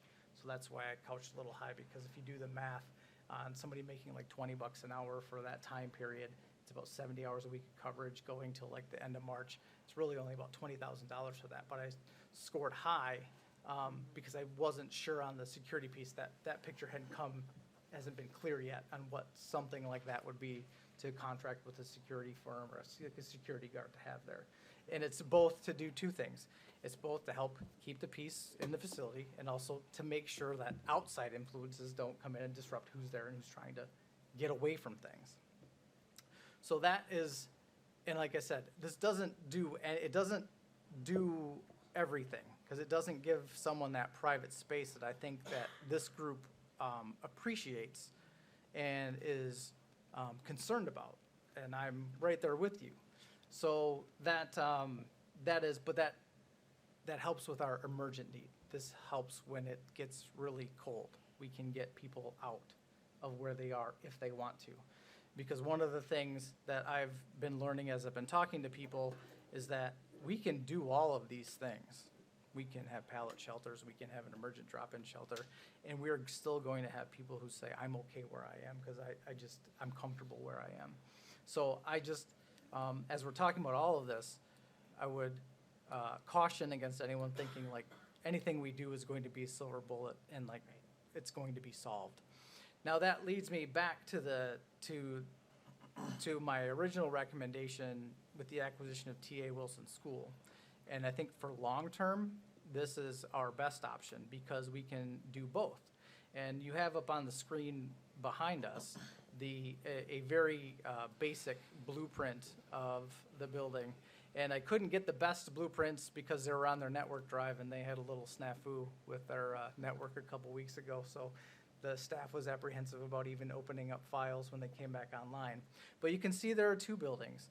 There is Building A, which is their annex building, where my mouse is moving right now, and then Building B, well, the Building B, C, and D, which is one building. It's the main part of the school. So the annex is A, and then B, C, and D is the main school. I want to focus in on the annex building because I think we can do something with that relatively quickly. Sorry, here we go. So this is a closer version of the annex building. It is 3 classrooms, 3 offices, 2 restrooms. The one on the far left, 995 square feet, one in the middle, 975, and one on the right-hand side, 920 square feet. What we can do in this building, in this little building alone, relatively, I should choose my words better. I would call this a mid-term solution. We could work to have congregate living on one end, so where my mouse is now, in the 920 square foot. We could have offices available for the service providers, one big open room, and then, let me get my file, we can start to think about classrooms in a way that we can break them up to have our own individual housing units within the classrooms. And we picked this one just because it was there. So what this depicts is 1, 2, 3, 4, 5, 6, 7, 8, 9, 10, 11, 12. 12 opportunities just in this one room. So if you think about it, we could do this in the other rooms as this grows. So this is in CR 14. Something like this could be done in CR 13, classroom 13 over time. And this is just the annex building. This is just, I would say, I think all total, we're looking at 28,000 square feet. This is 4,000 square feet of it. At the building that faces Wilkins. This is the building that faces Wilkins. So this is something that I think would come in at a lot lower cost than any temporary structure, pallet or otherwise. It would be housed indoors already. It would be sprinkled because that would be one of the first things we do is get it sprinkled, which I was shocked to learn isn't as expensive as I thought to get done. But it provides that same sort of privacy. It provides them with a space to store things right there because if we go the emergent route, we've already been looking at acquiring pods that we would build shelving in and locked cubbies so people could, store their stuff. If we're gonna have them leave for the day or say, hey, you gotta go somewhere else, they can at least leave their stuff there. We don't wanna have anyone lose their belongings. They could leave something in a cubby that's theirs and have access to via staff. So the potential acquisition of T.A. Wilson provides us with a lot of flexibility and the opportunity to do the same things that we're talking about on the temporary shelter inside. Right. And I think that we could get really creative with who actually does the work because maybe it's a situation where when we can have people learn some skills and we can have people kind of do what Habitat does and like build something that they're going to be a part of. And that's only the annex. I'll go back to, back up and to this sheet again. So that is really only this. We have all of these other classrooms down here that can be utilized. And you can see already 850 square feet. There's restrooms. This provides opportunities to say, okay, hey, family of 3, you get to have CR11. You get to have CR10 or whatever. And then it also continues to provide opportunities for it to be a multi-use facility for daycare, for job training, for the service providers, for the sky is the limit on this. So I don't have strong opinions about any of these things, but I will say this is the one I like the most. That's a strong opinion. I don't have many strong opinions. So my first question would be this. Yes. So just like we talked about, having to follow our own rules, right?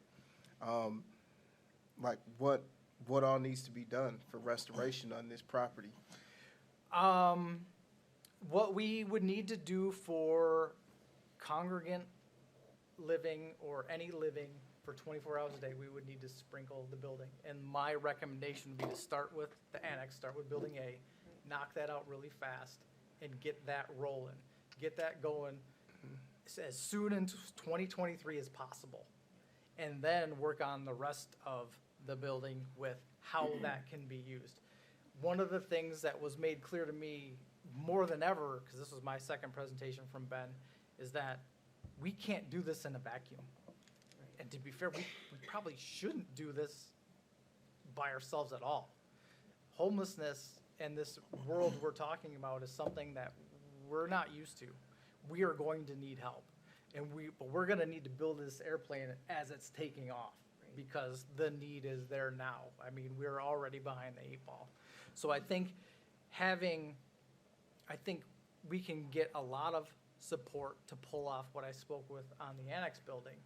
And that will buy us time to bring some players, to bring some partners in, and to look at the rest of the building and say, how do we do this now? What is this going to look like? What do we really need? Because we've had a ton of ideas. Like I said, we've had them all. We've had daycare, we've had job training, we've had, case management offices, everything. But with all this opportunity, it's a great chance to say, how can we do it all there? Because I have a sneaking suspicion we can do it all there. There's a multi-purpose room. There's a stage. But we're not in that realm, so we have to build those partnerships. And I think what our partners are going to be looking at is like, is the city actually doing this, or is it just talk? Because right now, no one can commit to anything because it's just talk.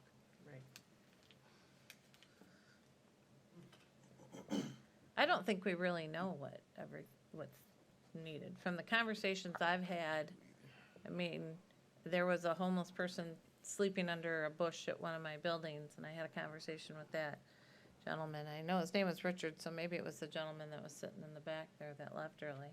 But I've called a few people, and the more I talked to them, the more I thought each individual homeless person has their own issue or requirement or need. And so we build 30 individual pallets or teeny tiny homes, whatever they are. I'm not sure that we're solving that problem, and I don't think the city is in a position to determine what that problem is. This really needs to come out of the COC to say, this is what, if we went forward with T.A. Wilson building, this is what we need in that building, because without their help and cooperation, it's a waste of money. And there's warming houses. My sister coincidentally had mentioned to me that she's on a committee at the county level that was talking about this, and the church was talking about a warming facility. And I think at this moment in time, we should be looking at exactly that. And if there's something that we need to do during the day, because the King Center has a kitchen.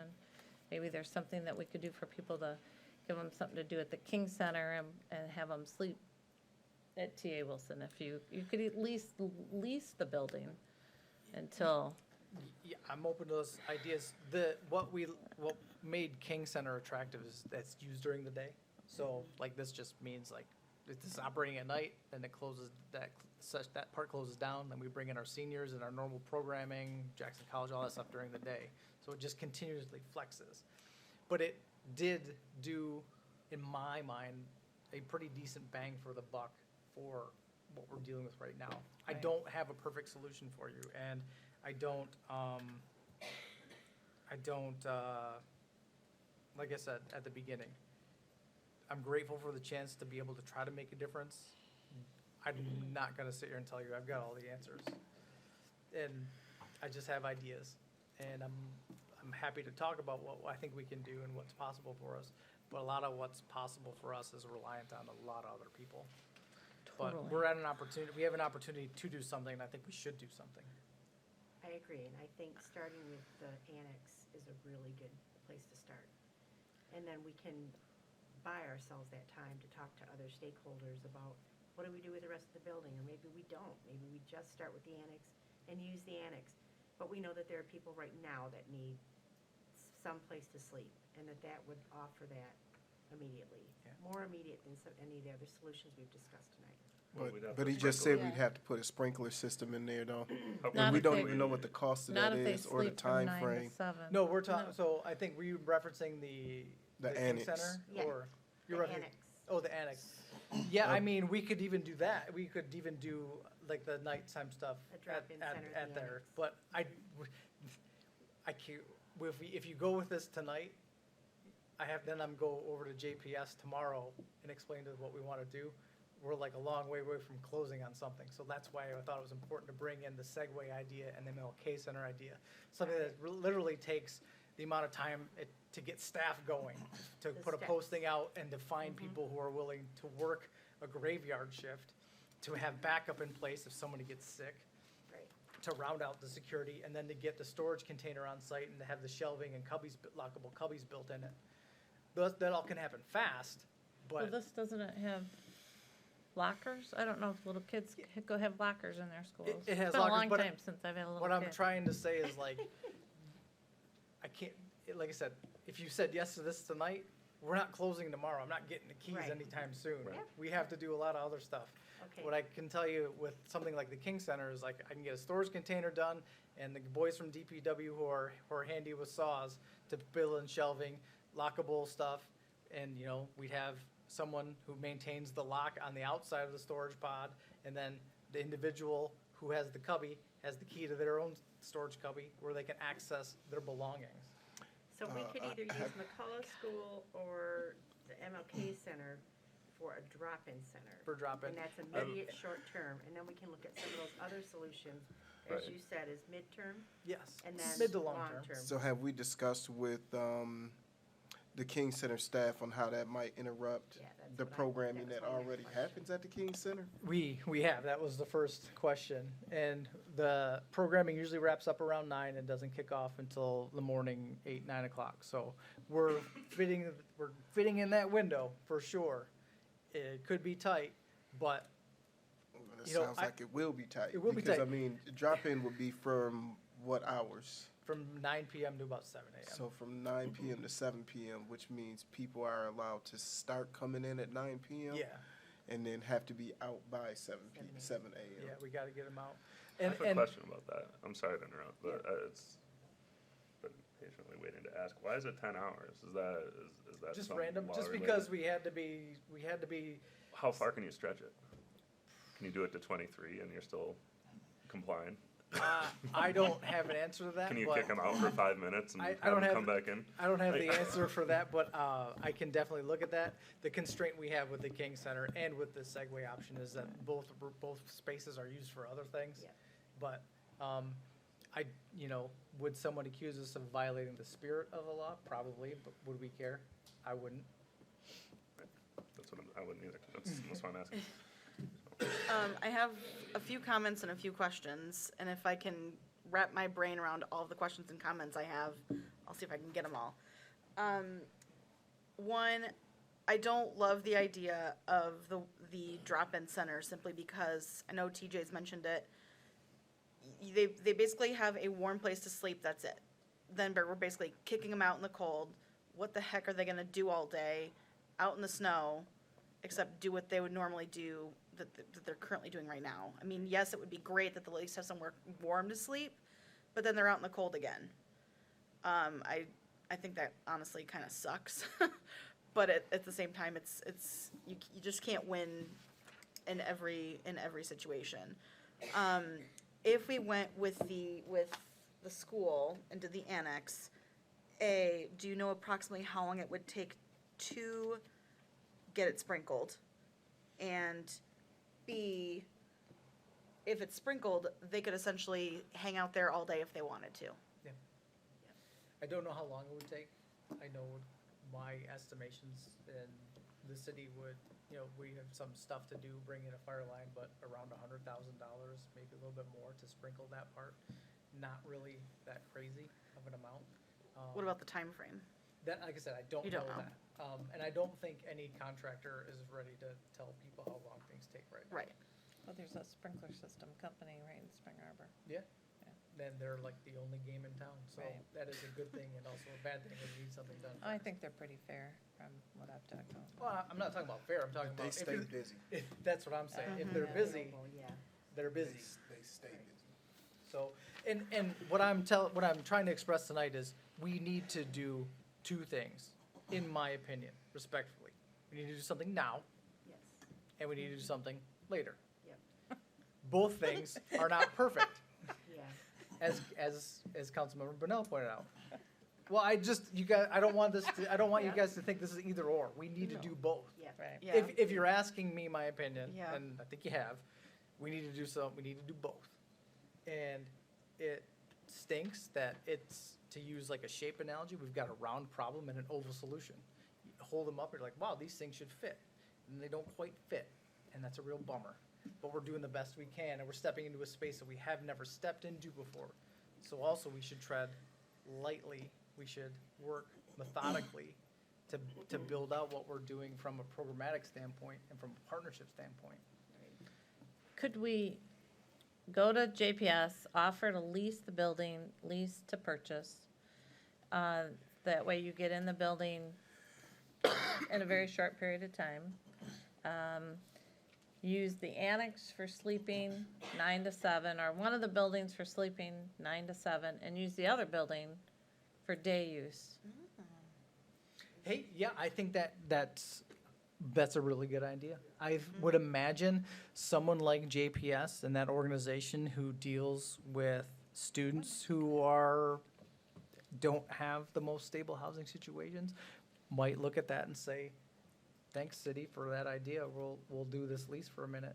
I don't want to speak for them, but I know that as an operator of a school and as someone, my wife works in the school district, you see the impacts of a poor night's sleep or different, I don't want to say different, but unconventional living situations have on kids. And if we can start to do something to stabilize those things, I think they would see our intent and want to do what they could to help that happen. I don't want to speak for Mr. Beal or their board, but I have a sense, based on why people hold those offices to make a difference, that they would see what we're trying to do and want to help. And then one other question I have is, as an option, but it's two buildings, I think that solves a lot of problems right there. Didn't Lifeways do an addition on the back of their building, and I've heard that it's not where people sleep and stuff, and I've heard it's not being used, and I don't know what Lifeways, I really don't know what Lifeways does. I know they're very valuable, I just don't know exactly what they do. So is that an option, I talking think- to them? Do that, that's county, isn't it? Yeah, okay, thank you. I don't know the answer to that. Okay, well, I throw that out there as at least maybe till you negotiate something, if the, Tia Wilson is a good option until you negotiate something with JPS. if there's somebody who already has some beds that aren't being used. Yeah, and like your idea was pretty good. If we're using one end for like 12 hours a day and the other end another 12 hours a day, that seems like a really good deal. And the sooner we could do that, the better in my mind. Yeah. It wouldn't be counted as one facility still, or are you saying like using one building and then using a portion of the other building? Correct, that second one you just. I would do whatever it takes to try to solve the problem. If they're like, hey, you don't do it on one end of the annex, you gotta go walk 10 feet to go to the other building, then I would wanna do that. So it's a social area, and the other has that. Yeah. Mhm. So I don't know for sure, but like, if there's a way to make it happen, we're gonna try to make it happen. And then we need to get people, Mhm. people Mhm. resources. And that's where partnerships come in. Yeah. And Yeah, that's, I've got a lot of questions about that part, like who's gonna run it? And I think the long-term question, that we really need to think about is like, who's gonna run it, own it, and who's it gonna belong to long-term? yeah, What is it gonna cost us now, to jump into this, and like, what are the long-term costs? Because again, it sounds really good, but I don't think we're getting all of the information. I think we're just getting a tidbit of the information, because this is I just, to me, and I'm just gonna be frank, I wish there was as much energy to just make it happen for the other solution, that could be up in a matter of 2 weeks.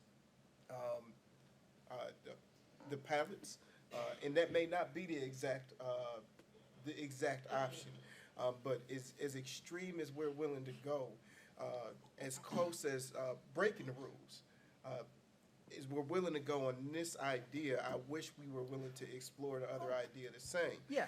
I'm just gonna say that, right? That's just a comment.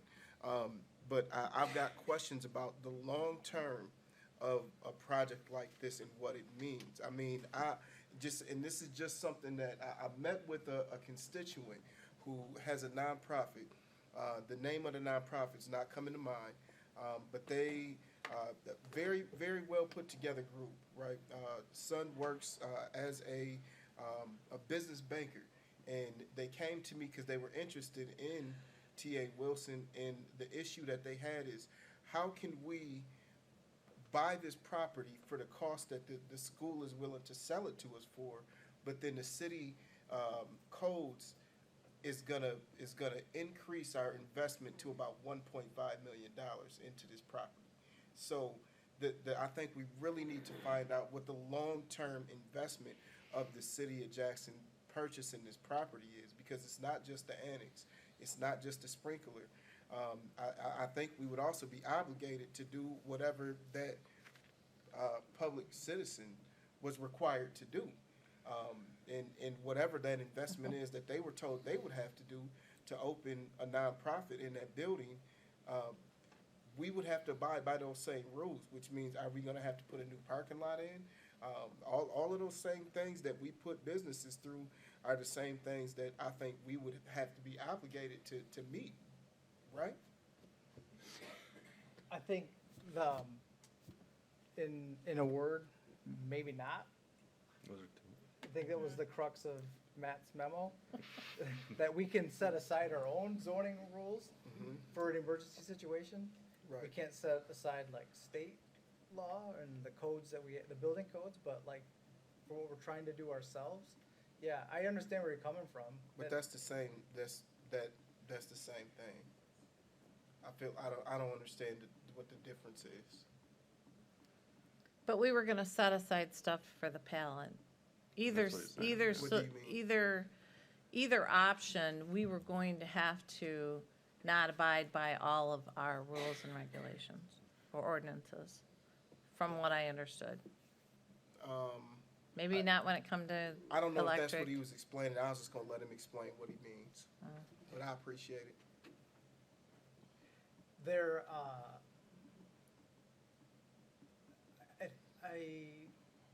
trying to think, so with the pallet situation is gonna be site specific. And I want to make sure that you know, like we're on board with pallets council says we're doing pallets, and the energy's there, we're gonna make it happen. The fear, I don't know, any trepidation comes in that it's not just a $400,000 investment for it. There's gonna be a bit more, and having something built out already helps us save a little bit of money. It also adds to questions because it's I not just that don't think straightforward. we have all the information to say that that's factual, though, as far as the presentation on T.A. Wilson. I don't think we have all the information Oh, yeah, to yeah, yeah. say that that's No, factual. you're So, like, 100%. You presented all of the costs, like estimated dollar amounts Yeah. for pallets. So Yeah. check the box on that. I understand that Yep. part. But there's a lot of empty boxes and unknown cost on the side of T.A. Wilson. There's a lot of unknown 100%. I would not be looking for this council to say, we want to make an offer tonight. What I want to do is get an indication that me spending my time and resources to do those things is worthwhile, because the pallet is straightforward. Order them, find a place, order them, put them up, done. But if that's, if T.A. Wilson isn't the direction you guys want to go, I can't be spending my time in that direction, so I'm doing what I think is most appropriate for the time and resources I have. If I got an indication tonight, like, hey, we like this idea, can you go research, could you have something there for 23 hours? Could you have something in one room for part of the day and another part of the day? Where I'm at right now is like, yeah, pallet is a more refined answer, for sure. There's no And doubt about it. I totally understand, and I know that it's only been 2 weeks, but I definitely feel like that was the charge that council gave staff at our last meeting, was to come back to this meeting with information sufficient enough for us to try to make a reasonable decision. And I don't think that's exactly what happened. Yeah. You know, and I understand, what you're saying as far as like the due diligence, but I Yeah. mean, we did get an email with a dollar amount that you were saying you were going to put a bid in for the building. You know, so I think that was prior to the last meeting. You know, so I'm just curious why we don't have all of the financial information for this investment, but we have all of the reasons why another solution may not work. You know, and I think ultimately what I would like to see is like, because it sounds like you said, you're not asking for council to make a decision. But if that's the decision that council makes tonight and says, yes, T.A. Wilson sounds like a great idea, because trust me, I think it does sound like a great long-term idea, long-term being the key word, because I don't think you can just turn that building around overnight or in a matter of few weeks with closing in mind. Even if we try to fast track it, or whatever we do to do a lease to try to fast track it, it's not something that we're gonna be able to just turn over in a day or two. I don't really like the idea of the King Center being turned into a drop-in. I don't really care for that idea, because there's a ton of programming that already exists over there, and I think it's going to stretch that building further than what's necessary, as far as like, is there some other options out there that we could look into? And I just feel like there should have been like more adequate information provided for the solutions that we looked at, which was the three solutions that we looked at were T.A. Wilson, pallet, and the possibility of working with some private landlords to do short-term rental. And we've heard nothing about that being a solid idea anymore. And now we've got drop-in centers and all of these new ideas as well on the table. So I guess I'm just trying to figure out, like, if this is the route, then I think we need to have like some concrete information, which means we really can't make a decision today still, because now we have to wait an additional 2 weeks to get the rest of the information, if that's the route we choose to go. Am I missing something, or? No, I think it's me. I think I misread what you were asking for. I felt like the pallet idea had the stronger legs and you wanted to know more about that. So we put a lot of effort into that, and knowing that anything with the school would take a little bit longer to draw out. And if the intent from council was to go for the temporary shelters, with with so much time in the day and resources to go around, we had to prioritize one over more, and that's what you're seeing now, and I'm sorry that you're frustrated by it and we missed the mark. That's on me. And you know, we'll go back and rectify it for sure. But that's me.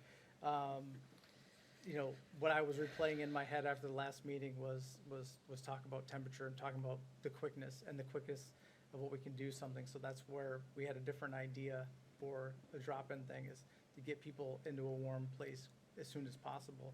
And none of these things, like I said at the beginning, is a perfect solution. I wish there was, but that was me, you know, assuming probably too much of what council was, the signals I was getting last time, and maybe even misreading those signals. So I apologize for that, because definitely don't want to give you that impression that we're not working hard on any scenario.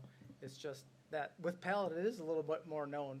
It has a really great product. They're almost, I have 100 communities done already, so we're able to look at other people's budgets and the way they do things, and a lot of it's known. Renovating a school and what's around in that school, and it's gonna take a little more time, so that's why I shifted the priority and the investigation more towards the shelter side, because my sense after last meeting was sounded like it was something that council was really seriously considering. So that's on me, and I apologize for that. I don't think it's a need for an apology, but I appreciate it. I don't have any other questions. I am interested in Mr. Dancy and Vice Mayor's opinion. I have not heard from either of you two in the discussion in general.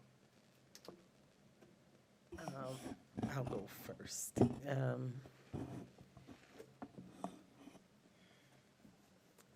It was good to see the full presentation, and the pallet situation, or whatever, I'm trying to find the word for that project. You know, these numbers do throw me, okay? It's like, this is more than I expected it to come back with. And then, like, the fact that putting the foundation there, fixing the foundation and the sidewalks, all of those things are kind of more than I was thinking we were going to get information for, that those things would maybe come later, but getting the pallets up. I still somewhat like the T.A. Wilson, the annex building, with other places, as Laura mentioned, for people to go to during the day, because I understand both council members over there, Bunnell and Laura, to say that, you know, well, they can stay here for the night, but then they got to get up in the morning and then get back out in the weather. But I'm thinking that maybe, and I'm not against any of these, I just want to get people into spots where they can be warm and possibly stay for the whole day, or at least have another location to go to for the daytime hours. So it's a tough area, and I can appreciate and respect what both of you are saying, our mayor and Jonathan, in regards to trying to make something happen soon. But I too thought we were going to get, as the mayor said, those three options that we had on the table. I thought we were going to get all the information we needed to make that decision today. I agree with that. But I'm not against any of it. It's just that what's going to work for right now to get people somewhere to be warm at night and somewhere to be during the day, or around, you know, the 24-hour, maybe 23 hours, as Will said, you know, go have lunch somewhere at, you know, or, you know, somewhere for an hour, so that we don't break any rules. And I don't know. It's just a lot of information, but I guess we need to just put in front of us this, and that, so that we know where we stand with all of them. But I don't, and I'll say, along with the mayor, I don't want to do too much with King Center. I really don't. I mean, I take pride in that project, and, you know, I'm not saying that we can't put people there to be warm, but I don't want to start rebuilding and doing things around the building. I wasn't fond of that when I heard that we were going to build and do different things like storage areas and things like that. So I'm not real fond of making a lot of changes there, but if we need to use that building to be a warming spot for people for certain hours, but certainly don't want to interfere with programming either. So I just need everything in front of me so where I can look at numbers and look at how soon this can happen, and then what do we do? You know, the 3 options or 4, whatever we have now, options, I'd like to have them to physically see everything broken down, what it's gonna cost, how long it's gonna house a person, you know, where can they go in the meantime or during the day hours. So I just want the whole picture so I can kind of see and make that decision. But I'm not against any of it, but whatever we can get done first and, you know, get people off the streets. So, you know, that's kind of where I'm at, just wanting to have the whole picture in front of me, what I'm looking at cost-wise for everything, and how many people we are going to be able to get off the street. I think, I know I rambled a little bit, but. That's okay. I'm gonna ramble too. So, you know, I guess my question was when they had the presentation was about the building code. Just concerned about that in a sense with the shelters. And he said they're temporary shelters, so, you know, not required to meet building codes. Need more understanding about that. The shelter, you're talking about the security is offered, who will offer security? Is it gonna be staff or it's gonna be, you know, help from community? So with the shelters, with the pallets, so I think you said if they did it, it'd be like 8 weeks before it gets started? 2 weeks, 8 weeks? If I recall, he said 2, 4, 10 8. He days. said 3 different Yeah. numbers. But he said if we built them, it takes how long? Oh, you're talking about I'm just- delivery or building? I'm just- If he puts them up, it's up in a couple days, I think. if Couple they put days, them but how long was delivery?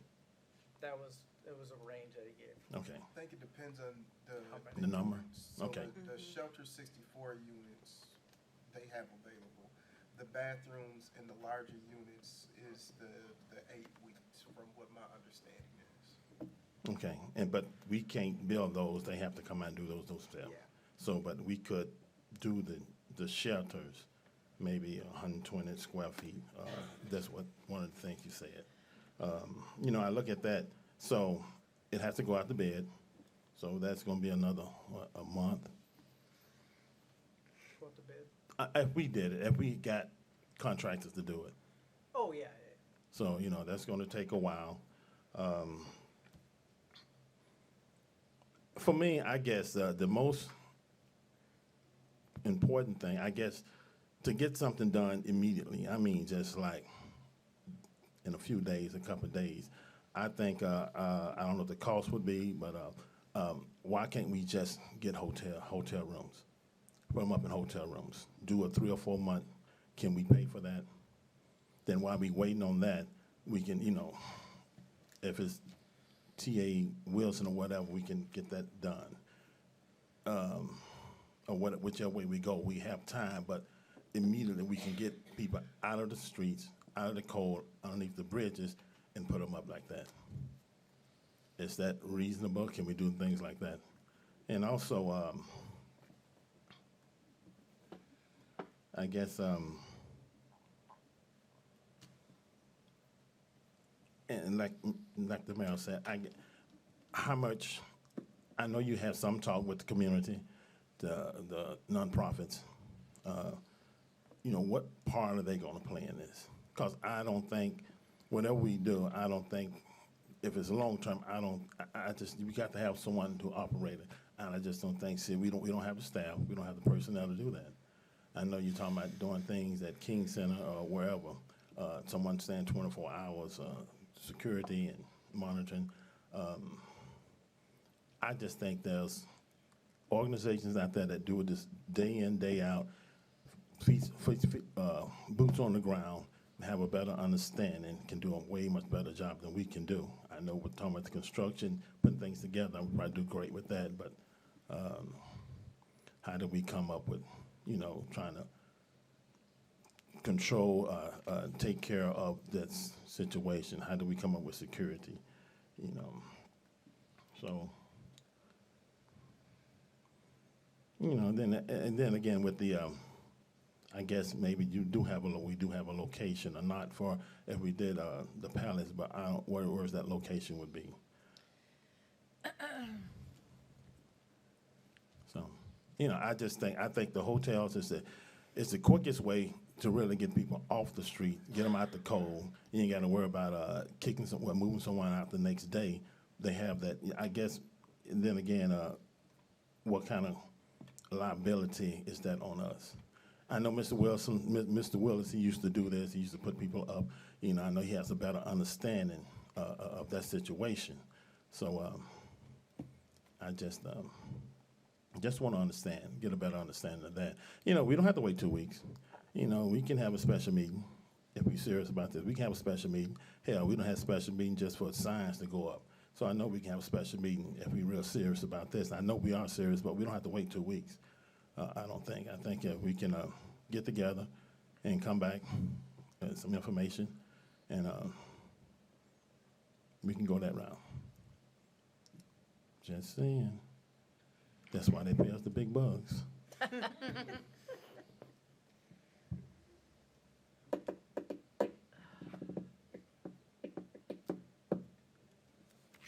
I ask? So, I know you haven't actually talked this all through with the superintendent of the public schools. But would be, well, I guess these would be things that I would want to have clarified. If we use that building, are we purchasing it? Are we leasing it? Who is responsible for the insurance on it? Will they allow us to upgrade the building to put in the sprinkles that we need? You know, where do we, you know, that would be one thing too, in reference to that side of this conversation. You know, where do we stand? And then, you know, we are the city, and yes, we want people to live and be a part of Jackson. We don't want people leaving, but, you know, who's gonna take care of the staff costs? I mean, that's not something we want to do for long-term. And then there's other agencies out there where what could they kick in, or what part could they add to that, you know, whether it be an agency that sends, I don't know, volunteers 6 hours a day to take care of the cost of the staff that's needed for 6 hours a day. You know, just so many different things, but the most important thing is to try to get people warm and out of the cold, and wherever we can get that in to first, you know, I guess would be where we need to put our focus at. But, you know, Councilmember Dancy mentioned hotel, you know. I know they threw out Adams Hotel, but there are other hotels outside of the city that have the, I don't know, the old, is it motels? I don't remember.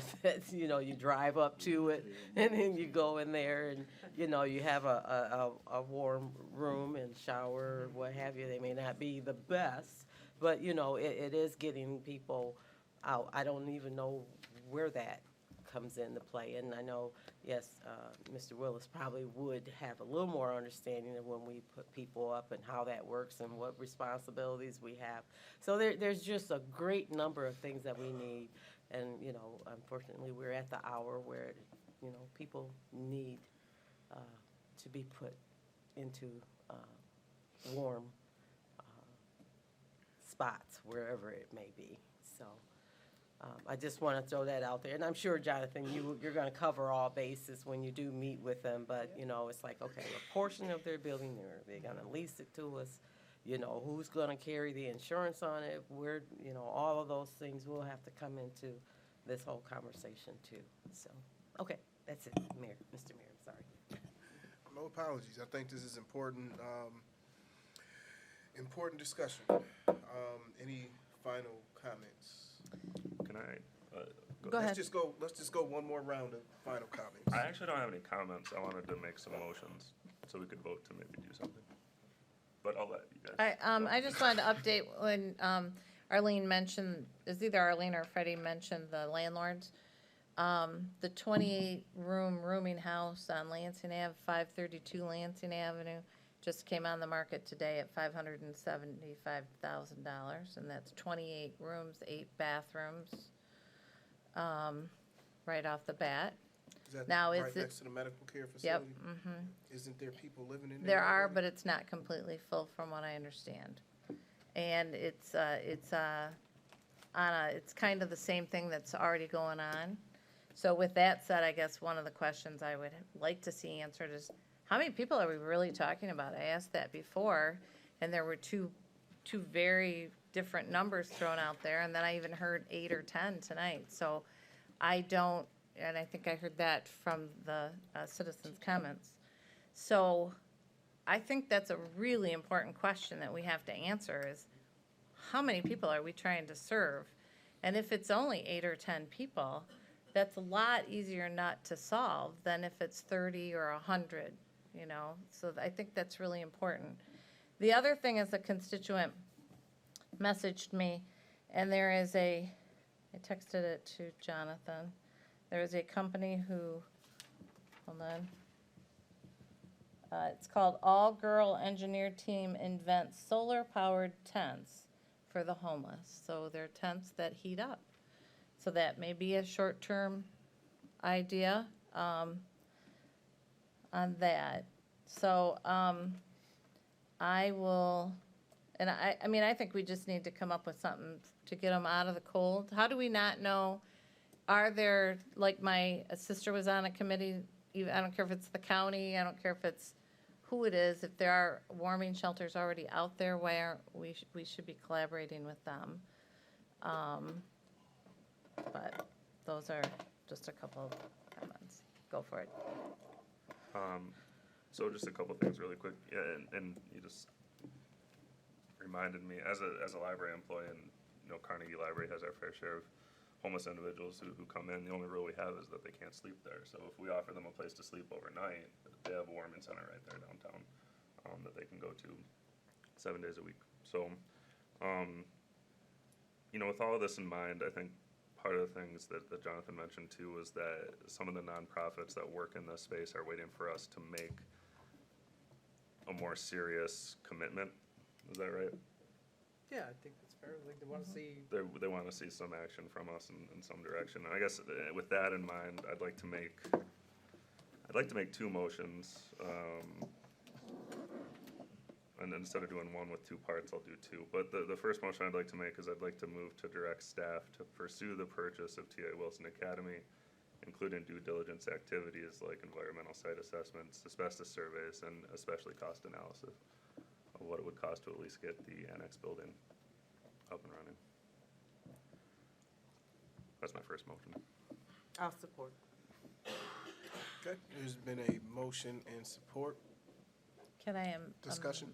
amend it possibly to include maybe a short-term lease for a warming center if there are no other options for at least just the annex building? Yeah, sure. I'll support that. I don't know if I have to do that or not, but I do. Yeah. Any discussion? Okay, seeing her here. Do you have a deadline on it?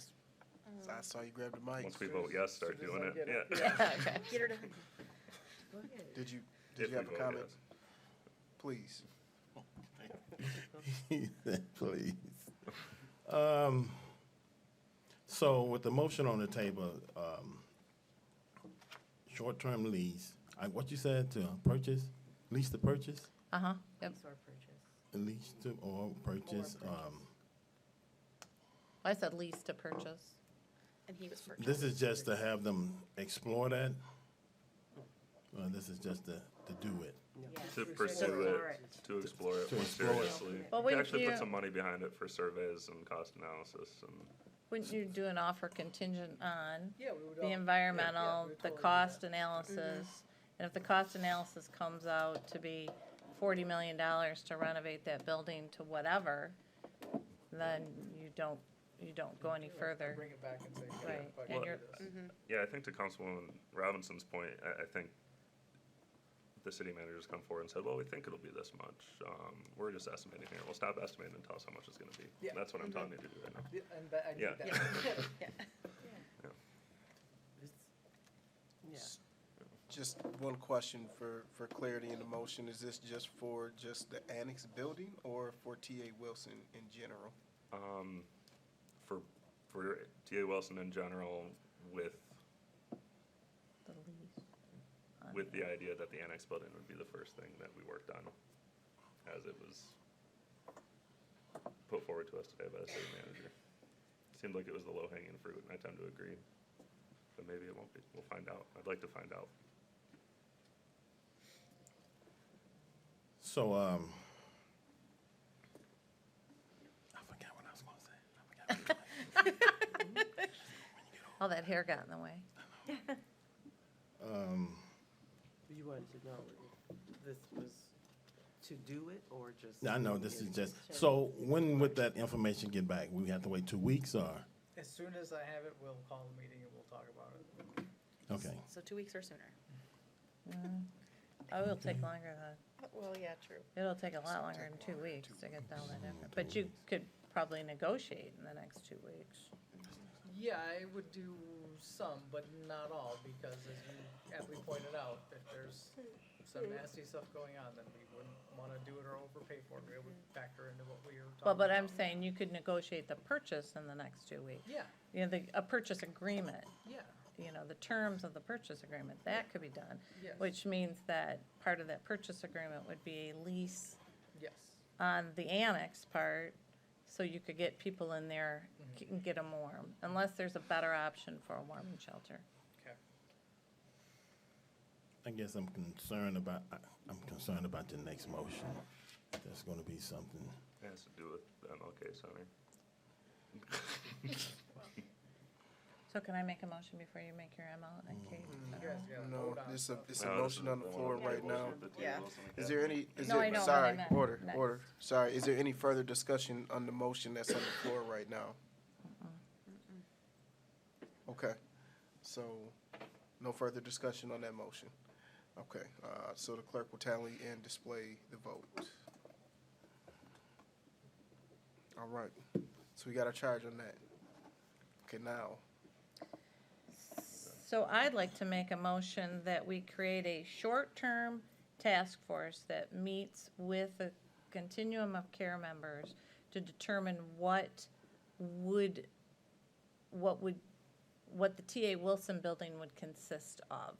So that when you do your construction, when you do try and figure out the construction, We know what we're talking about. you know what you're doing. Yeah. You know what you're going for, but we don't know what is needed in the homeless realm. That is not our fort. It is the continuum of care's fort. You're kind of talking like a business plan kind of thing, almost like figuring out, yeah. But they have to be fast meetings that can't be dragged out because you want to move this forward. But if we have a lease, we've got people being warm. So my motion is to create a short-term temporary task force with the continuum of care members, they can pick, to discuss what would be in the TA Wilson if it moved forward.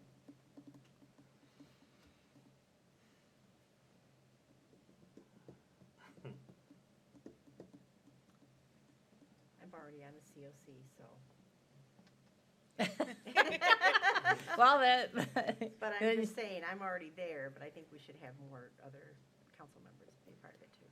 Right, but I think it's, I couldn't tell you, I've had several conversations and I couldn't tell you what services would be needed, whether that would all be housing, whether it would be something that was transitional, whether it, had counseling, who's, once it's built, who, if you build it, they will come, but who's gonna come and who's gonna run it? I mean, we don't wanna build it and be running it. We don't wanna put all the money into it and not know who's gonna get that baton.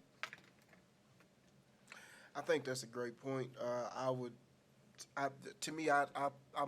much rather the continuum of care send a representative to share with all the council rather than creating a task force. I think information gets lost in translation when it doesn't get told to everybody at the same time. I just think it's gonna take a lot of meetings. I think it's gonna take more than one meeting.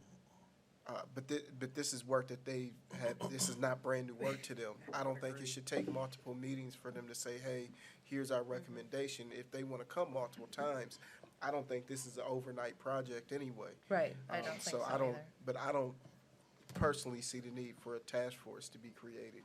I think they could contribute their opinion to us via the meeting, via writing, via the city manager, to send out to council. That way we're all receiving the same information instead of creating another task force.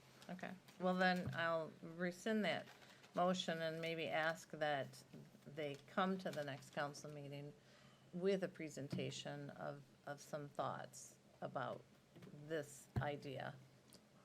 Because if they're not on board and we buy a building, then we are gonna have to pivot.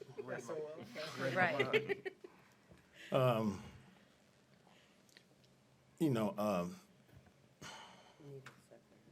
They, continuum of care, so their next meeting is next Tuesday at 10 o'clock.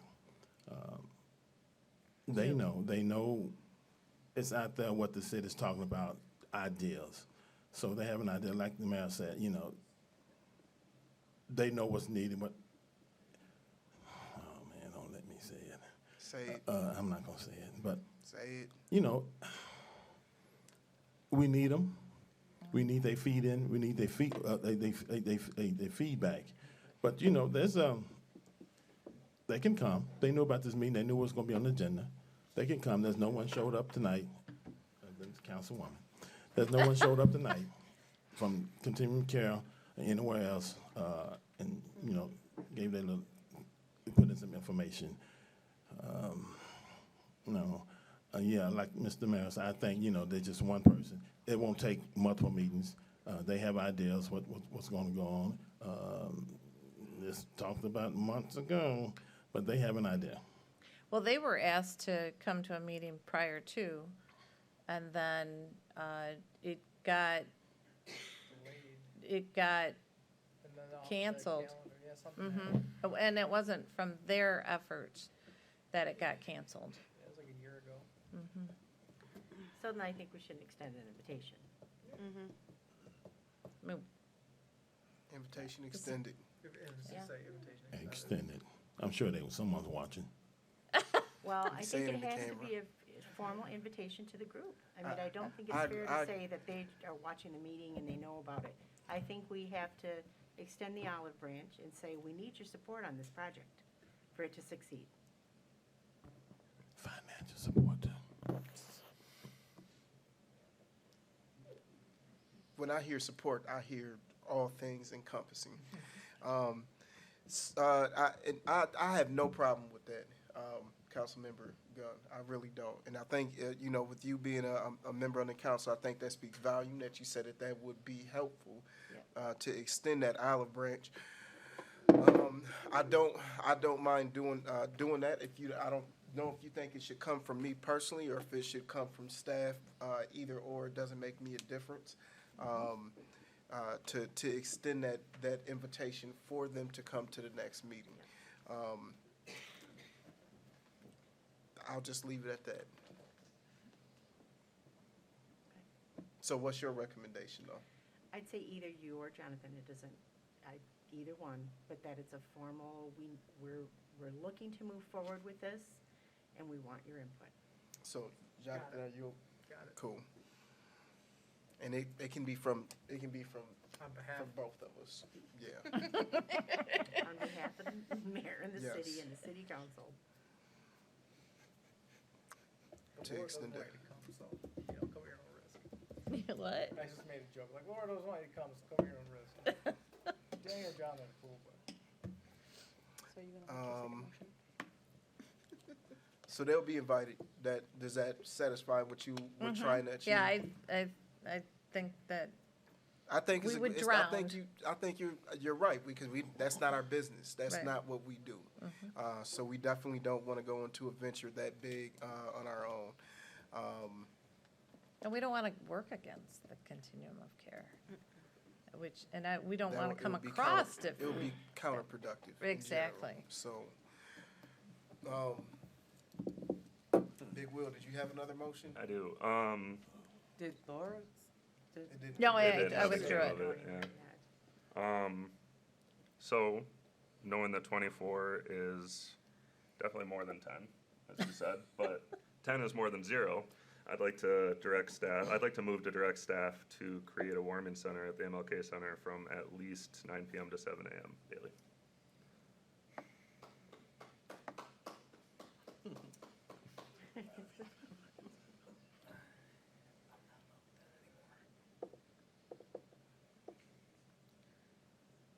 If you do the lease on the annex, wouldn't that resolve that? Do you want me to, I can second for discussion.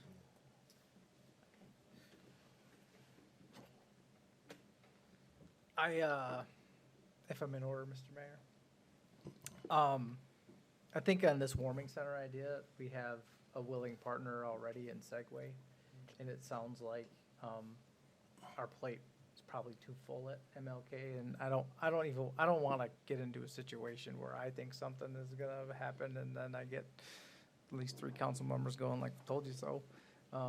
We have a partner who offered already, and my idea was basically to just supercharge it, but in Segway, we have a willing partner, and I think it might be worthwhile to see how that rolls first. For our own reasons about utilization of our building, but for also from the need perspective. If we do it with them and they come back and I come back to you guys and say, we're turning people away every night, then let's get creative. But I think that having a more reserved approach might be the more appropriate right now. Because it's not lost on me that our King Center is brand new and it's pretty awesome and it's heavily used. I mean, we're about to have a ribbon cutting to welcome JC into the house tomorrow. So, I mean, I don't want to do anything that disrupts anything that's happening right now on Is that tomorrow? Thursday. Thursday. Thursday, okay. Sorry, Thursday. Well, and with Segway providing that option, they also have the staff to do it. Yeah. Which is different than doing it at the MLK Center where you'd have to find people. Yeah, Segway, I think they're looking for some help right now from other providers on the staffing situation, but we're meeting every Friday on it, so. It was just nice to see that. I just thought maybe we can do more, but I don't wanna, sorry, that's my take on it. It's very. Are there showers at the King Center? No. No. Got an Are there awesome showers at gym, Segway? though. I mean, the workout facility. What's that? I said they have such an awesome workout facility. Surprised showers aren't put in. Nothing's ever big enough when you build it. Keep that in mind. So you keeping your motion as is? Definitely. Okay. Any further discussion on the motion? Seeing or hearing none, the clerk will tally and display the vote.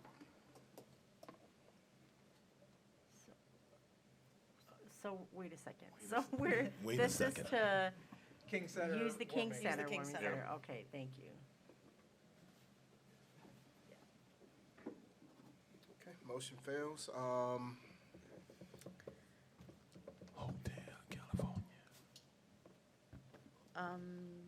Then can I make a motion to go ahead with our city manager's, suggestion to to work with Segway?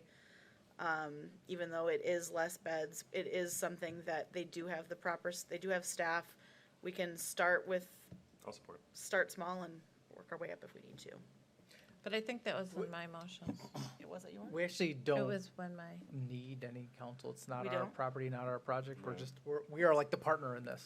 Right. We're not the Oh, lead one. well, then So cool. we can just So do it. We can just do it I feel then. like we're micromanaging a little bit here, but, you know, better than right. Better than not nothing. doing anything. Yep. Okay, well, so never mind then. no motion needed for that. Well, Okay. plus the one where we added the dollar, I said, or some other location for a warming center. Okay. So I would think that would I'd like to make a motion that we, adjourn. no, not quite. We almost there. You know, utilize hotels. I'd like to get, like he did.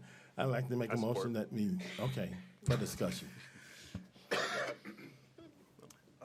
There's a motion and support on the floor, to utilize hotels as a, temporary solution. Yeah, I'm sorry. Start us off with some discussion. Okay, so I guess, I don't know what the cost would be, but, I think it'll cost less than some things, but, I don't know what the total cost would be, but I'm just saying, you know, how many rooms, is it 30, is it 20 rooms we need to house people? And then when you come at that, who's gonna monitor it? I think that, Say it. my question would be, like, or my suggestion was you put a dollar amount that we can spend up to. Because what we'll do after that is we'll find a partner who can help qualify people to go into this and help manage that aspect of it. We're not set up for it. When this happened in the past, it was the United Way taking the lead on it. And maybe that could be a part of your motion would be to give some of this money to an organization like that to do. Plenty of their own. Yeah, 'cause that's, Where that's is the money sorry, coming order. from? This is ARPA dollars. I thought we only So had I- 200,000 left. Well, It's hard. I mean, that is the question we have not asked, is where is the dollar These coming are from? all the ARPA dollars that were For the, initially. for those 5 houses? Initially identified for those 5 houses. So what do we have left? 2,500, 2.5 million or? No, 1 for point- this part of what it's am I about thinking? $750,000. Okay, thank you. was that For this part. $200,000 that she mentioned, is that, I mean, could we add that to it? Looking about 950,000, 1 million maybe, just around 1 million, one even, nice. What, Can you what do print money? Can you print money? I'm kidding, it's getting late. I don't know what to answer anymore. Well, where's flying the around, money coming from for the TA Wilson? It's the, So, the I'm previously sorry, we identified. got a motion on the 750? floor right now, right? We do. So, I'm sorry, is there, Well, I'm sorry, let me get us back on track.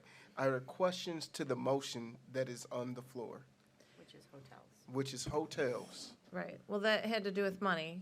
I mean, we gotta pay for the hotels. There wasn't a dollar sign put on it yet, so Just a question of this is hotels. it's just a question right now. So The question, so the motion right now is just to provide hotels? It's not Correct. qualified, it's not And it got second, quantified? right? Can we explore the option of offering hotels as a solution, an immediate solution for housing? Is that right? That's right. All right. That's what he's asking. He's not saying anything about money, right, Mr. Dancy? Right on. Okay, just want to clarify. Thank you. Okay, I think I get it. Okay. So it's kind of like questions what to the motion. Will and I did with the other. So Well, the I questions would do- be things like, who would administer? Yep. How much money are we talking? Are we gonna put a cap on that dollar amount? You know, where are the funds gonna come from? Those are all the questions that we would ask. How would people be qualified? Yeah, how do we decide? Would people be qualified who do we decide who gets to go into those? Right, that are homeless? how do we decide who And which hotels will work with us? Yeah, and what hotels? Yeah, last year it was a mess. So I would ask that be a part of what staff come back with, information-wise, for us. If that motion should pass, I think that's what the charge would be to come back with all of that information.